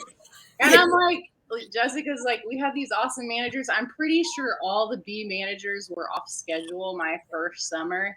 So like the first person I followed, I worked trailer park, and it wasn't like a nice trailer park. It was like the dingiest trailer park ever. So everybody sat down with me. I got a ton of practice on my sales talk, but when I got to the price, I was like, and it's just $300. And they're like, you know, like, guys, I'm like, oh, yeah, you guys probably can't afford it. I'll just go ahead and head out. So like, I didn't do a close. I didn't do anything, but I was like super happy because I'm like, hey, I'm just in practice. It'll be okay. It'll be okay. And then finally somebody points out like, well, didn't you close after like you gave them the price? And I was like, I guess not. And you're like, well, when you split it up, that kind of makes it easier. So you should do that. And I'm like, oh, okay. So once I started closing, then things picked up a little bit. But it was a terrible first week. He still tells that story. If the ground is 0, that's like the last branch on the tree that you could have got like hung on to before you hit the ground. Like, that's brutal. And, you know, I'm working country. So I had this trailer park, but going from trailer park to like spread out country, you're like, wait, how do I get my demos in? How do I draw a map? Like, how do I pull into a driveway without getting hit by the car behind me? Like, because everybody's going fast on those 2-way streets. And so somebody has me follow, and I follow Lindsay Glenn, who's like the most chill, pretty girl ever. And she was selling Suburbia. So I'm like watching, I'm like, this is not what I'm dealing with. Like, I'm not pretty like that. I'm not really soft-spoken. Like, I'm kind of boisterous, like an Emily Woods. I don't know. Have y'all had Emily Woods on the podcast yet? Emily Woods is like fun. She's loud. And I'm like, I'm more like that. I need to follow someone like that. But of course, I don't think these things because it's the beginning of the summer. I'm just like, all right, let me just figure this out, you know? And then it's like a long time before I follow again. And I call the guy who originally was trying to recruit me, but wasn't selling anymore. And I'm like, yeah, I'm really struggling. He's like, you need to follow Emily. Why haven't you followed Emily? And this is like week 7. So I'm like struggling out there. And week 7 is when I took off. I followed Emily Woods. Yeah. And I was like, oh, she's really fun, but she's really chill at the door. So I finally learned how to approach well week 7. And then my numbers like took off. Because it's just like, unless you see somebody that's kind of like you in this awkward situation of selling and knocking on a door, like you're trying to be something you're not all the time. You're like, what am I supposed to look like? How do I answer this objection? You know, when you finally see somebody who's like chill and you're like, oh, I can do that. Now I get it. So like I learned to close, I learned to approach. You know, week 7, I'm finally like ready to take off. I think the slowest start ever. That is the other thing painful. that's funny that I wanted to tell was Virgie sat me down in her office in sales school and she's like, let's talk about your 5-year plan, you know? And I'm like, okay, I want to go to graduate school and I want to be married by the time I'm 28. So I'll probably have to go to graduate school to be married by the time I'm 28 because I'm going to marry a Catholic man. I'm going to go to Catholic graduate school. Like, it's going to happen. And then I'm like, I didn't tell her this, but I wrote down Hispanic man. I was like, I'm going to marry a Hispanic man because I'm just a Hispanic man. And I want my kids to speak a foreign language. So I'm like, they got to speak Spanish. And then I'm like, they have to be a musician. And I had this other list of like qualities, right? But I didn't know I was going to meet my husband doing books. I tell her all this and I'm like, oh, and I'm going to have 2 kids by the time I'm 30, blah, blah, blah. And I don't think about all the things I'm saying, but I did write them down. That is so specific. Specific. But listen, at the end of my first summer, I get invited to Florida, to Jacksonville. And I'm like, I'm not thinking about coming back. Like, I barely survived my first summer. And they're like, come back and recruit. And I'm like, what's recruiting? Like, I have no idea. I've never been on a campus where people are recruiting. And I just hear all these people talking. I'm like, okay, whatever. Anyways, we go to Pose, you know, that bar in Jacksonville where everybody goes. Mm-hmm. And Ryan Groom introduces Pedro to me, Chelsea Williams, now Chelsea Templeton, and Ellie Best. So these pretty girls and I are sitting at this table, and Ryan Groom introduces Pedro, and he's like, hey, this guy was awesome. And so I don't care who he is. I'm just like, oh, where'd you go to school? And he's like, Texas A&M. And I'm like, oh man, I love Texas A&M. They have such a good Catholic community. Did you ever go on this retreat that they have? He's like, oh yeah, I went on that. And I was in the choir and I was in the band and whatever. He walks away and I notice he's in like cowboy boots and jeans and t-shirt. And I look at Ellie Best and I look at Chelsea Templeton. And I'm like, I'm going to marry a man just like that. And I did not think I was going to marry Pedro. I did not think it because I'm like in that bubble where I'm like, I'm never going to go after any man. I'm never going to do that. I'm like, if God wants me to be with him, then he's got to make it loud and clear. And I didn't date Pedro for 3 years, but I remembered, I was like, oh my gosh, I said that about you, you know. And then here we are. Hilarious. It was so crazy. So God, I feel like kind of orchestrated everything. Like even though my summer it wasn't that great. I mean, I had fun. I had a good time when I started to do well. And I was like, oh, I'm having success, you know. But I just feel like God's hand was kind of in it for other reasons. He's like, you have to do this. I know you're going to hate doing this, but you have to meet this person and they're totally different than you, and you're not going to understand them unless you do this crazy, ridiculous job. But, I mean, me and Pedro are like polar opposites, so it is kind of funny that I feel like I almost had to endure this just to be able to understand him. Sure.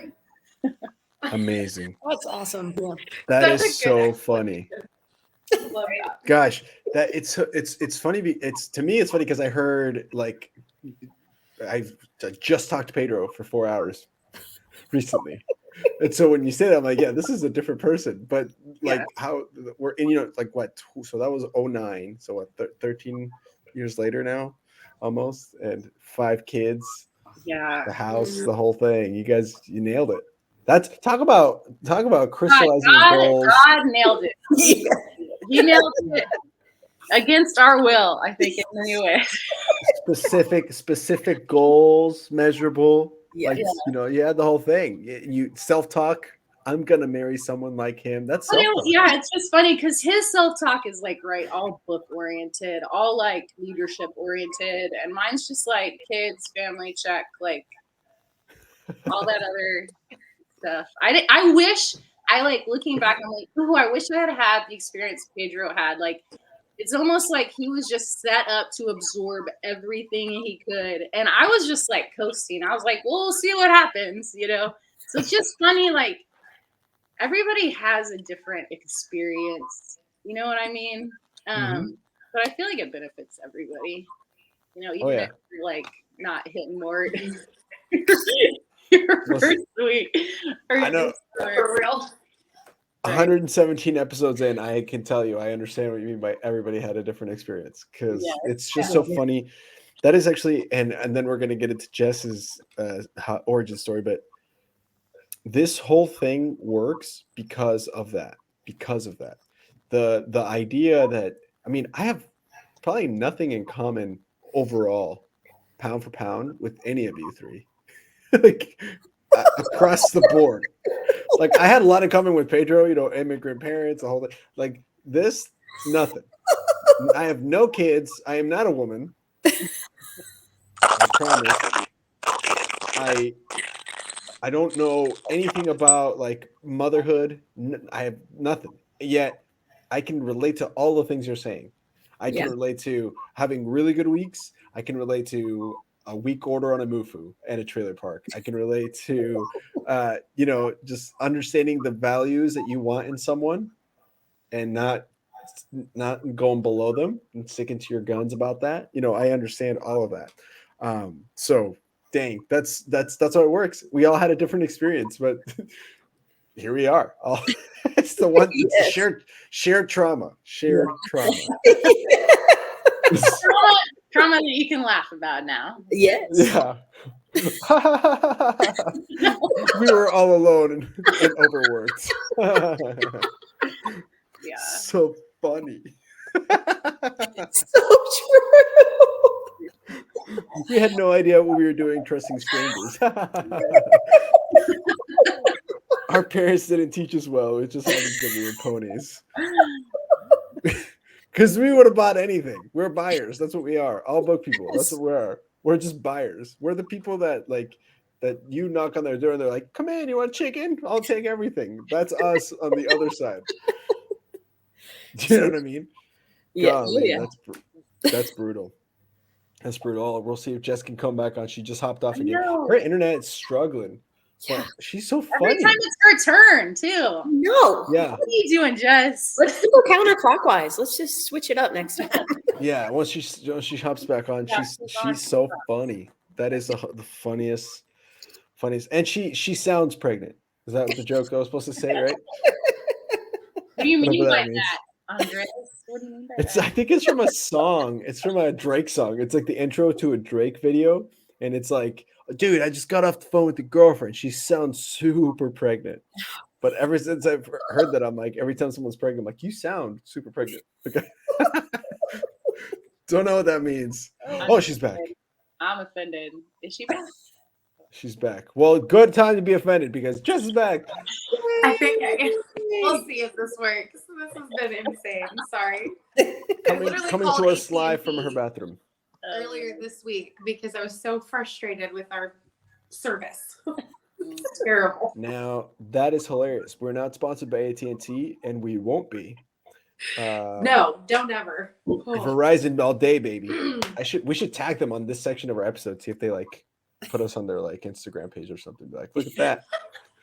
Look at all these other feeds. They're using Verizon. right here, AT&T, and it's awful. And then that'll be like, I don't know. Anyway, all right.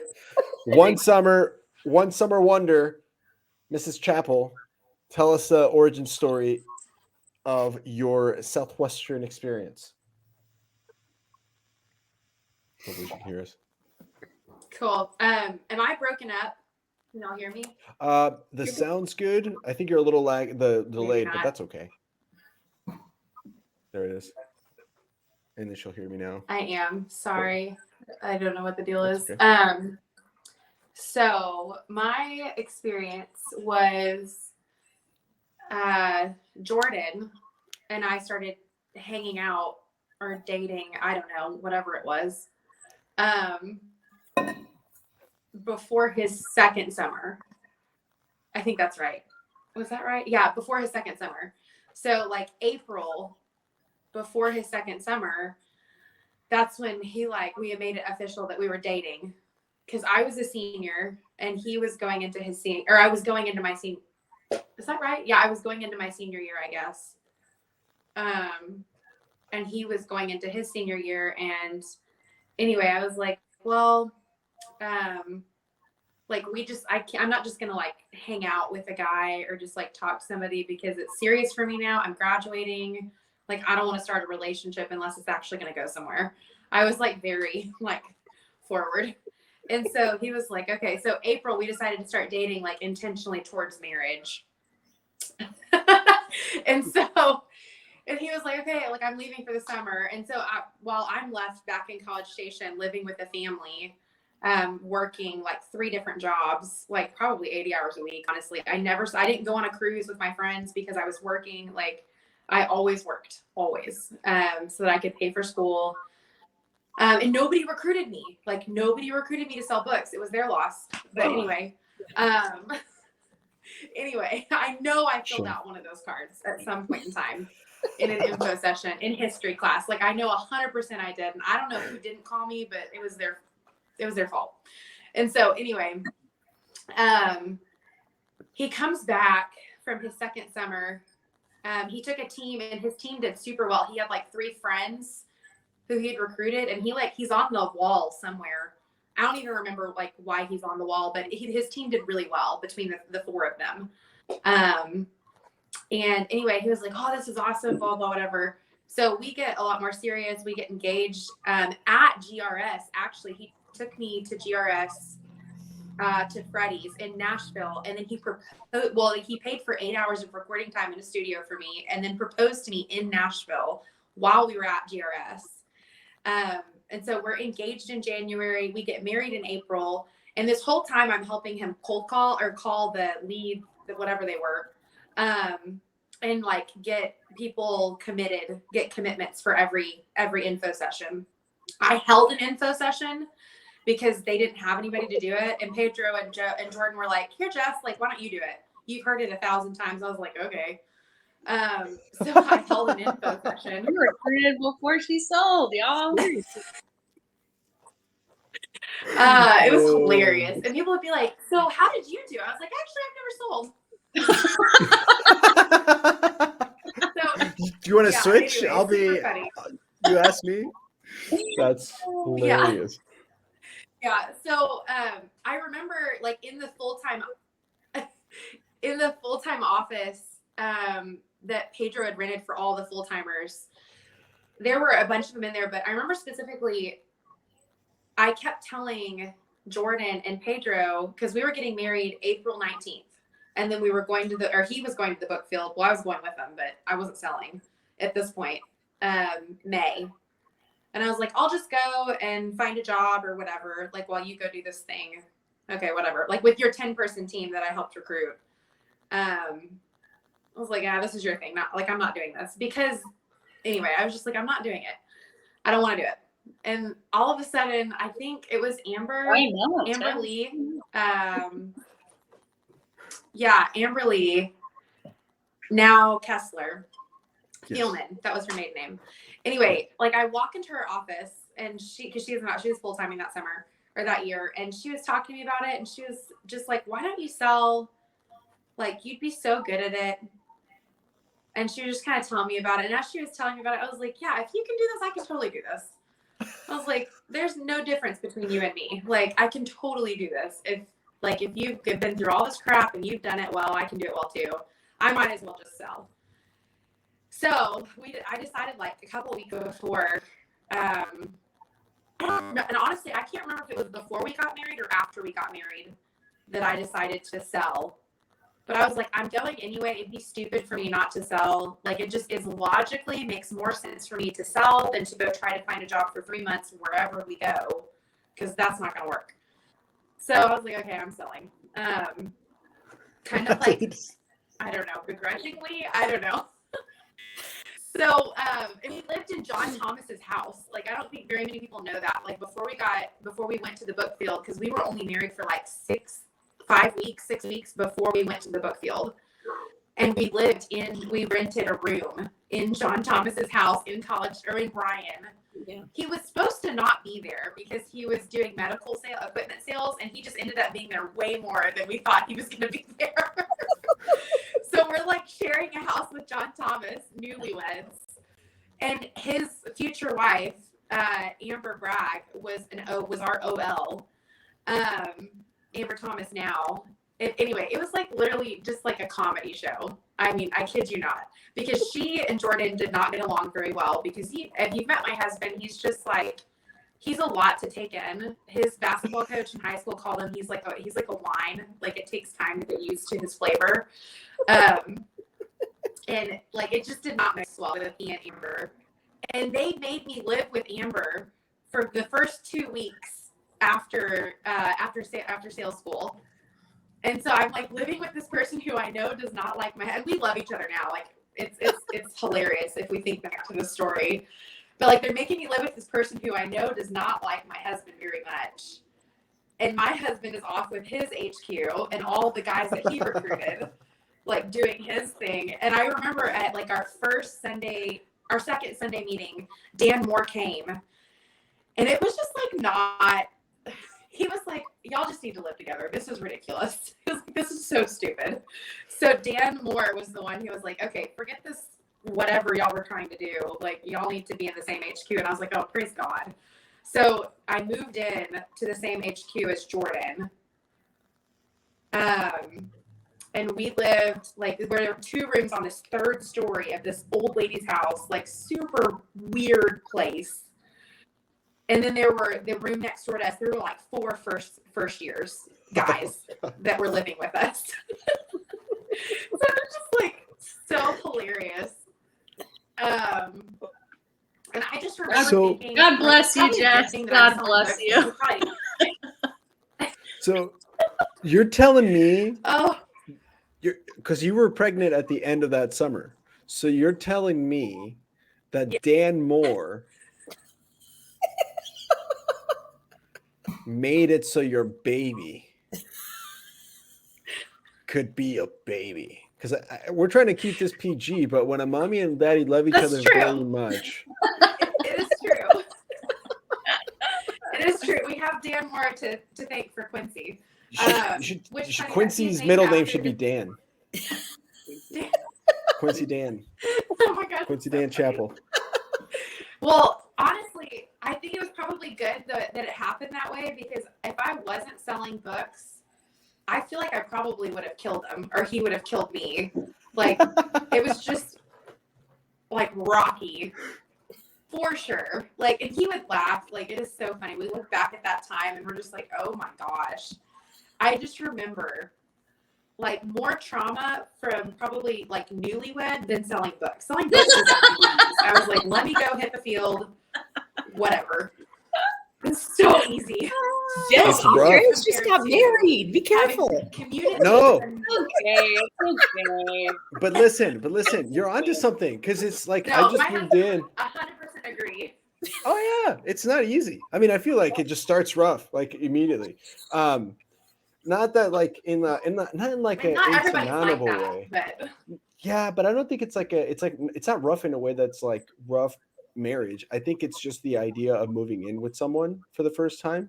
It's the same thing. It's kind of like when you get a first like when you're living in the dorms and you move into that with that roommate, that they're a great person, everything's good, but like their habits, you're like, whoa, like I didn't know that this happens. You know what I'm saying? Like that's where it's rough. It's not the marriage itself. It's just more like the cohabiting part of it. And we didn't live together beforehand. So Yes.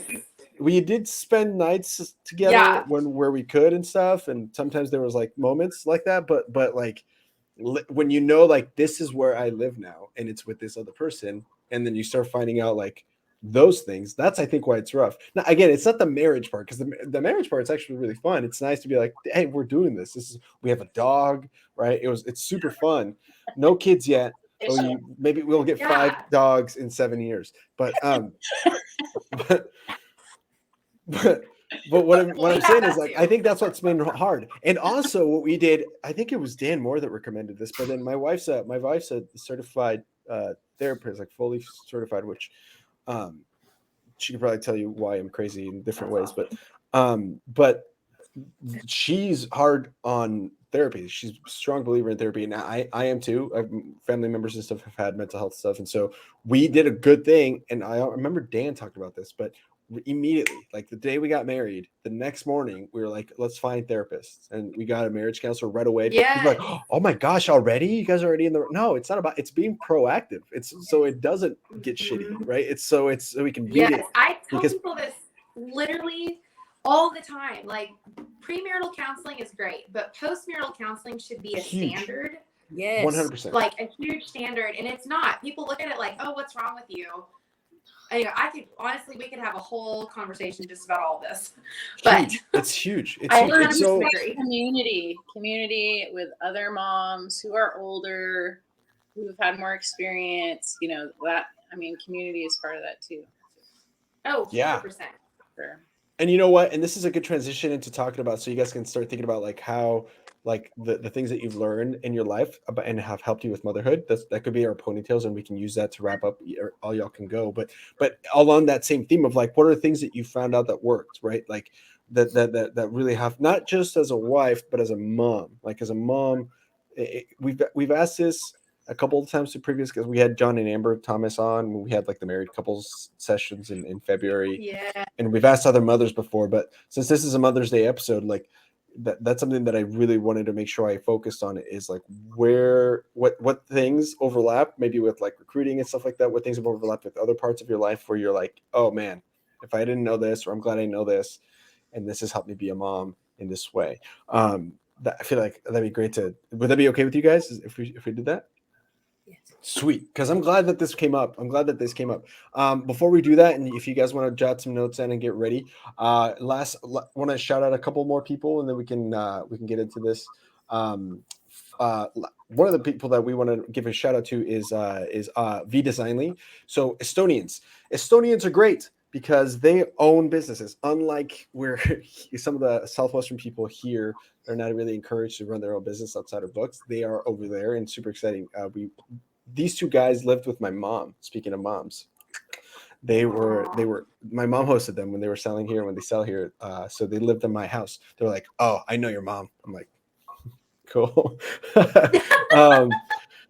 But they developed their website. So an announcement to make is our website's almost done. It's already technically been, it's like a soft launch where we've kind of been looking to see how everything works. So if you guys want to get merch, I think what we're going to do is we're going to create a shirt that says book girl and like this. I think this needs to be a shirt, the Ponytails podcast. I love it. You should. And that'd be so fun. And so things like this you can buy. They are the ones that are behind our website. So if you have a business, if you own a business, so maybe it's Cardinal, maybe it's somebody else, but if you own a business and you want your websites done for a cost-effective way because it's in Estonia that's being produced, call us. These guys did a job. Our website here in the US would have cost, $25,000 to $50,000, and we got a significant discount on that because of it. And of course, through the partnership, that really helped us a lot too. So VDesignly are the guys you want to go to for that. And keep an eye out for our merch on our store, on our website. So, and then second is EnLight.Energy. They are doing what Southwestern did to real estate, but to the solar industry. If you have a passion for the planet, if you want to earn some good money, speaking of a place where you can leave Southwestern and go make a ton of money, that's also a good spot. Nick Traverdi knows all about that. He's crushing it over there right now with EnLight. You guys remember Julio Hernandez? Yes. Yes, Julio's a beast. He's awesome, and he works with EnLight. He owns EnLight, and yeah, with them, a sale every other week is enough to earn 6 figures. So that's kind of the ratio, and it's a really cool sale. You're not asking people to spend more money; you're just asking them to swap and save money instead. So it's kind of a nice deal on that. And then lastly, I want to shout out one more time Cardinal for what they're doing and all of the shouts. Of course, if you at this point, if you made it this far, the freedom flexibility that you can get by working with Cardinal, it's actually, they put their money where their mouth is, almost quite literally. Like just you were just saying, you're working 15-20 hours and you're able to support your kids and your husband and be a mom when you need to be. And so the availability of being able to work your schedule around instead of working around where your clients are, that's been a huge thing. Obviously, you guys have heard there's a ton of people making a ton of money doing this, and so the big push right now is for more agents. So if this sounds good to you, if what Jess is doing sounds good to you, guys, reach out to us. We'll put you in touch with Quentin, with Jess, with Pedro, with somebody out there that then they can help you out and get you started with that team. It's a sweet team. And if this episode isn't enough to convince you of that, go check out Pedro's episode, man. That was so crazy to hear about how that whole company was built. So awesome. So, all right. So order of moms.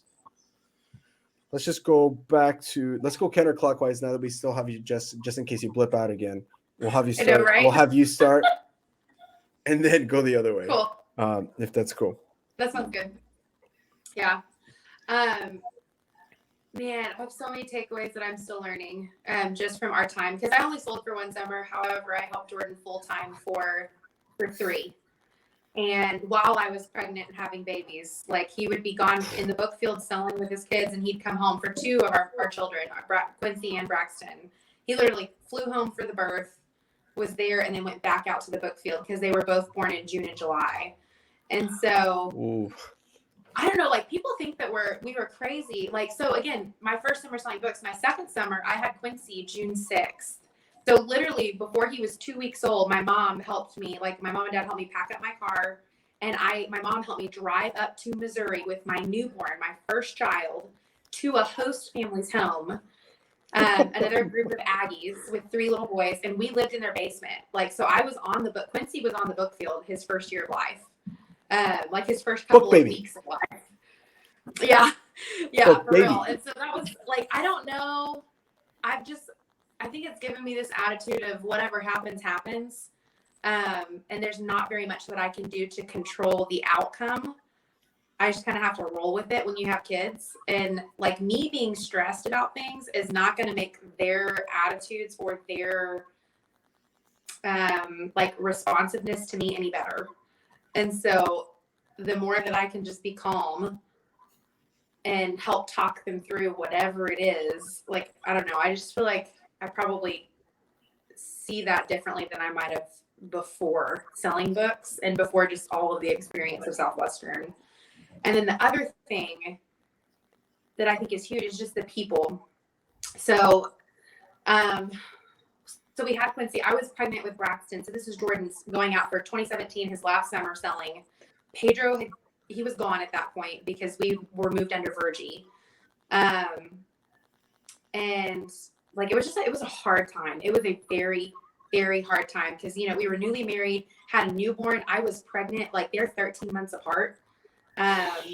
Jordan was still full-timing and like was of the mindset, I'm never going to do anything other than Southwestern. And I was like, oh boy, Lord help us. You know, and so like, honestly, kind of like in somewhat of crisis because obviously everybody at Southwestern, like none of them are newly married with infants and pregnant. And I was like, they don't get what's happening to like in our life right now.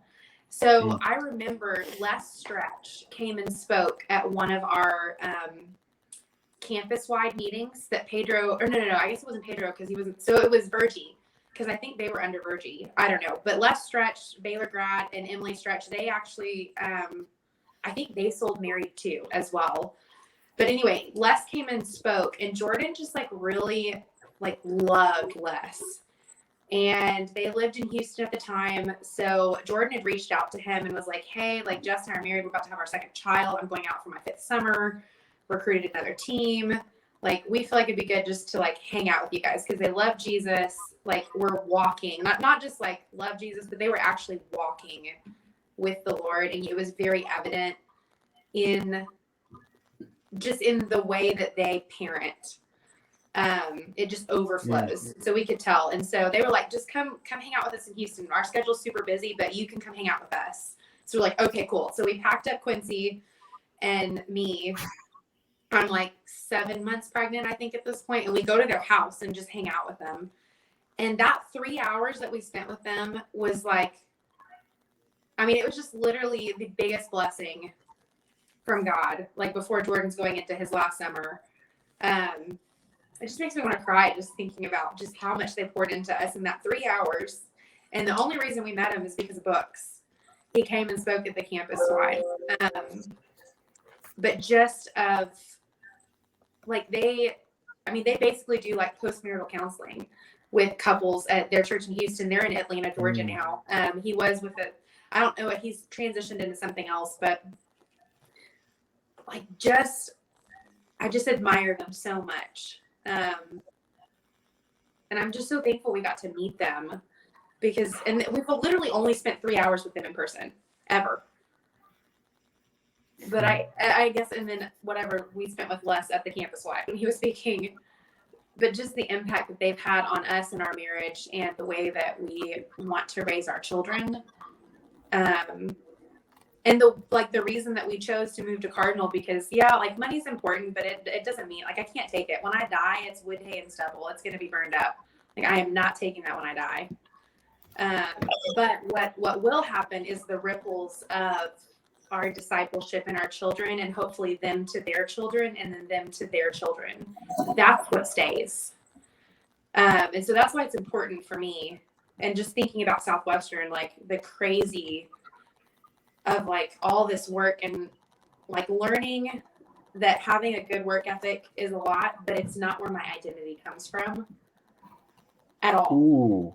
And I think it's very difficult to separate that when you're constantly surrounded by it. It's like, oh, you didn't sell this, or you didn't do that, or you didn't recruit. And it's like, it was hard. Like, Jordan felt like he was a failure at Southwestern because he didn't have any of the big numbers. He didn't have any of the, like, I beat him my first summer. I don't know that he ever sold more than I did, but it didn't matter. And I told him that all the time. I was like, it does not matter. And so I remember him exiting Southwestern. He was like, well, I feel like if I haven't done this, this, and this, I'm not going to be successful anywhere. And Pedro recruited him for Townie, and he was like the #1 salesperson at Townie almost the whole time that we were there. And I like try to, like, again, it's hard when you're in it, it's hard to remember. And so all that to say, thinking about all those things that I've learned and instilling that in our children, like Colossians 3:23, work as unto the Lord, not to glorify him and not for the praise of man. Like that, it doesn't matter. Like, we work hard because we want to give glory to God, not because we want accolades, not because we want, things of this world that just don't matter. They're frivolous. They're meaningless, at least in the way that we view life. And so instilling that in our children and helping them understand that their work ethic is not their value, that their identity in God is their value. And their work ethic is something that comes as a result of their identity in God. So anyway, those are like the things that I feel like have just become super, super clear. So anyway, I can go on and on about all that all day long. But the thing with that is, like, it's very clear that what your faith means to you, right? And that's honestly, like, I haven't really told the story in detail at all, and I won't today. That'll be a story for another time. But my faith came from the book field. Mm-hmm. And to be honest with you, that's what led me to be able to have a good relationship with my wife before we met. And so, like, I even that resonates so much with what you're saying, because your faith is like, it's clear, and it's like, when you think of something like that, you think of like, and Pedro talked a little bit about this yesterday too. And I think of people like you guys, I'm like, oh, those kids are going to be fine. Those are going to be some solid standing citizens, because they're Christian and book babies. Like, double whammy. Hard to mess that up. I mean, I'm sure there's going to be a book maybe that's going to not be cool, you know. Yeah, statistics say. I don't suspect it'll be any of y'all's kids. Just We'll saying. talk in 20 years and see how it's going. Yeah, we'll see how it turns out. We'll catch up again. Be like, oh, I was. That was bad. That's awkward. And then I'll be canceled. It's okay. It's fine. Okay. Dang. I love that. Thank you for sharing that. Okay, let's go with Melinda. Let's go with Melinda next. And then Dr. Robertson. Mine's less like, I loved that, Jess. So, you know, I think there's a lot of people from Southwestern that did leave like in a bad way, and it kind of saddens my heart, because I'm like, whether you were off schedule or not, like, it's almost like there's no forgiveness in the business, right? You have to leave the perfect way or else, you know, right? Yeah. And it's weird how relationships do change. Like, you're like, why are these relationships changing? It just, I think a lot of people have hard times walking away. And I feel for, like, I think me and Pedro have talked about people who didn't finish the summer or weren't on schedule, who go on to be really successful. But I feel like Southwestern never wants to tap into that. You know what I mean? Like, you're just kind of shunned. But like for Pedro, I feel like it's an exciting thing to like run into somebody who maybe didn't have the best summer, but is successful, or he can help them be successful, you know, because it's like Southwestern is really ridiculously hard, you know? Yes. So just because you're not like super successful at it, and, you know, and I don't say that as like a total failure at Southwestern. Like, I had some decent summers, you know what I mean?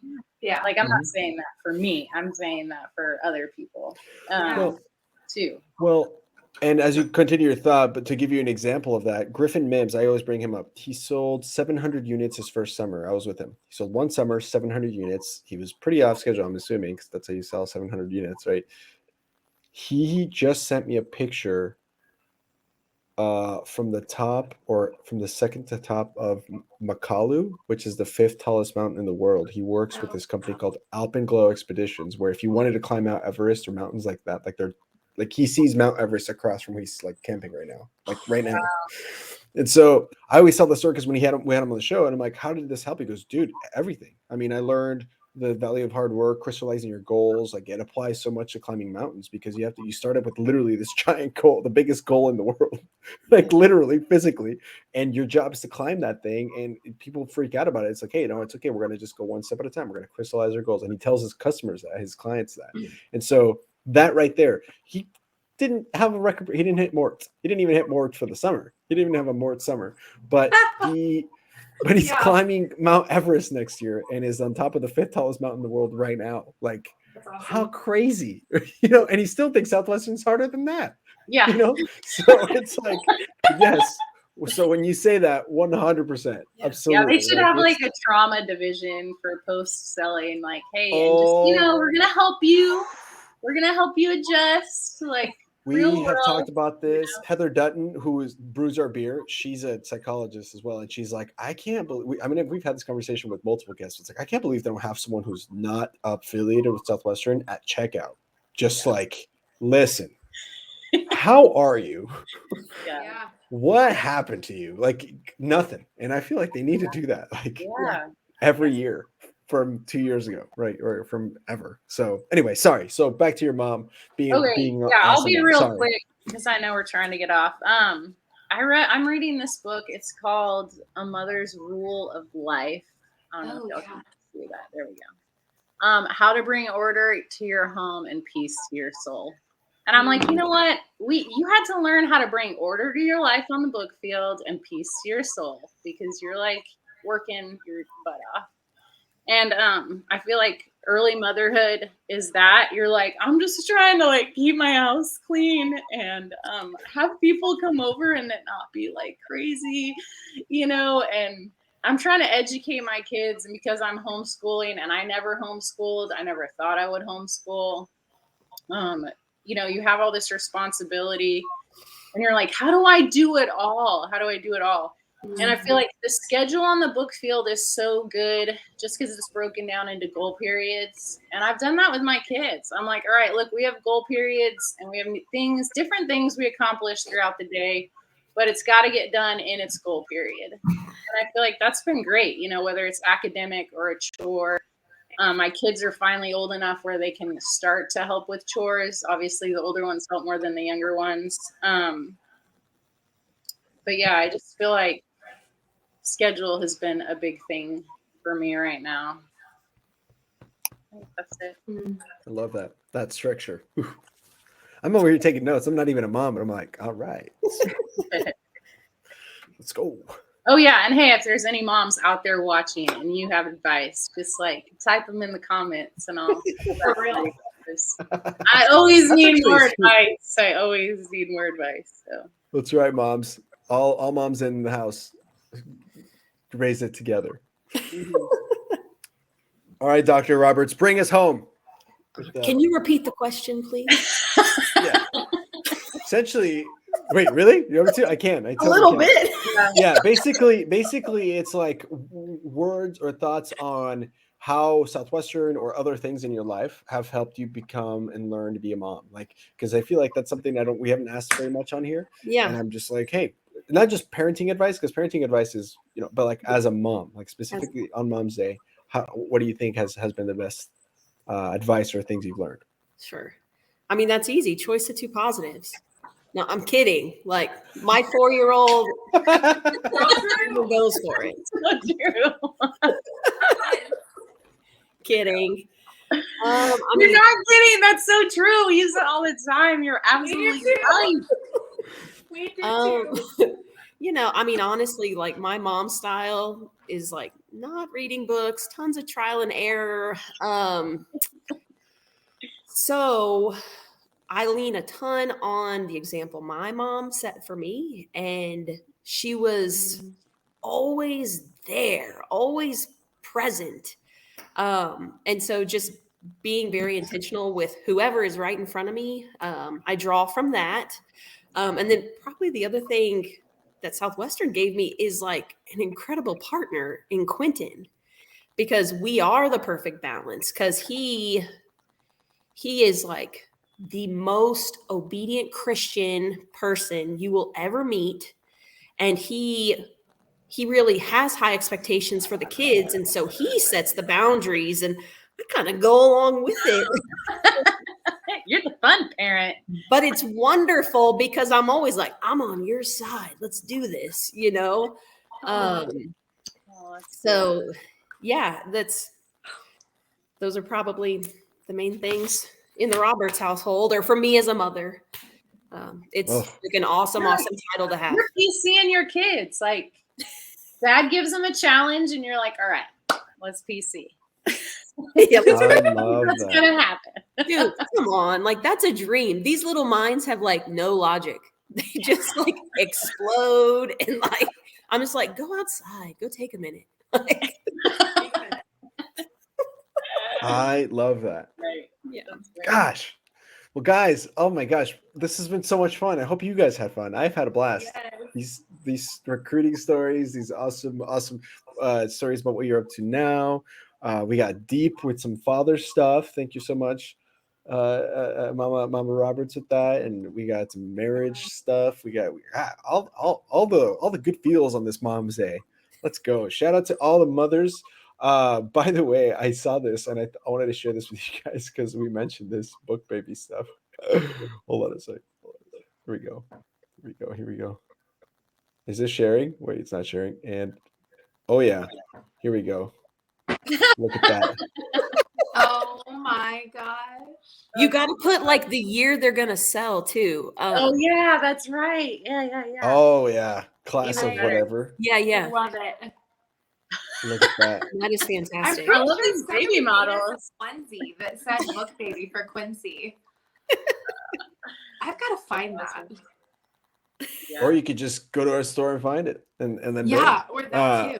That is awesome. That's Wait, this So- really exists? yeah. That'll be on our store.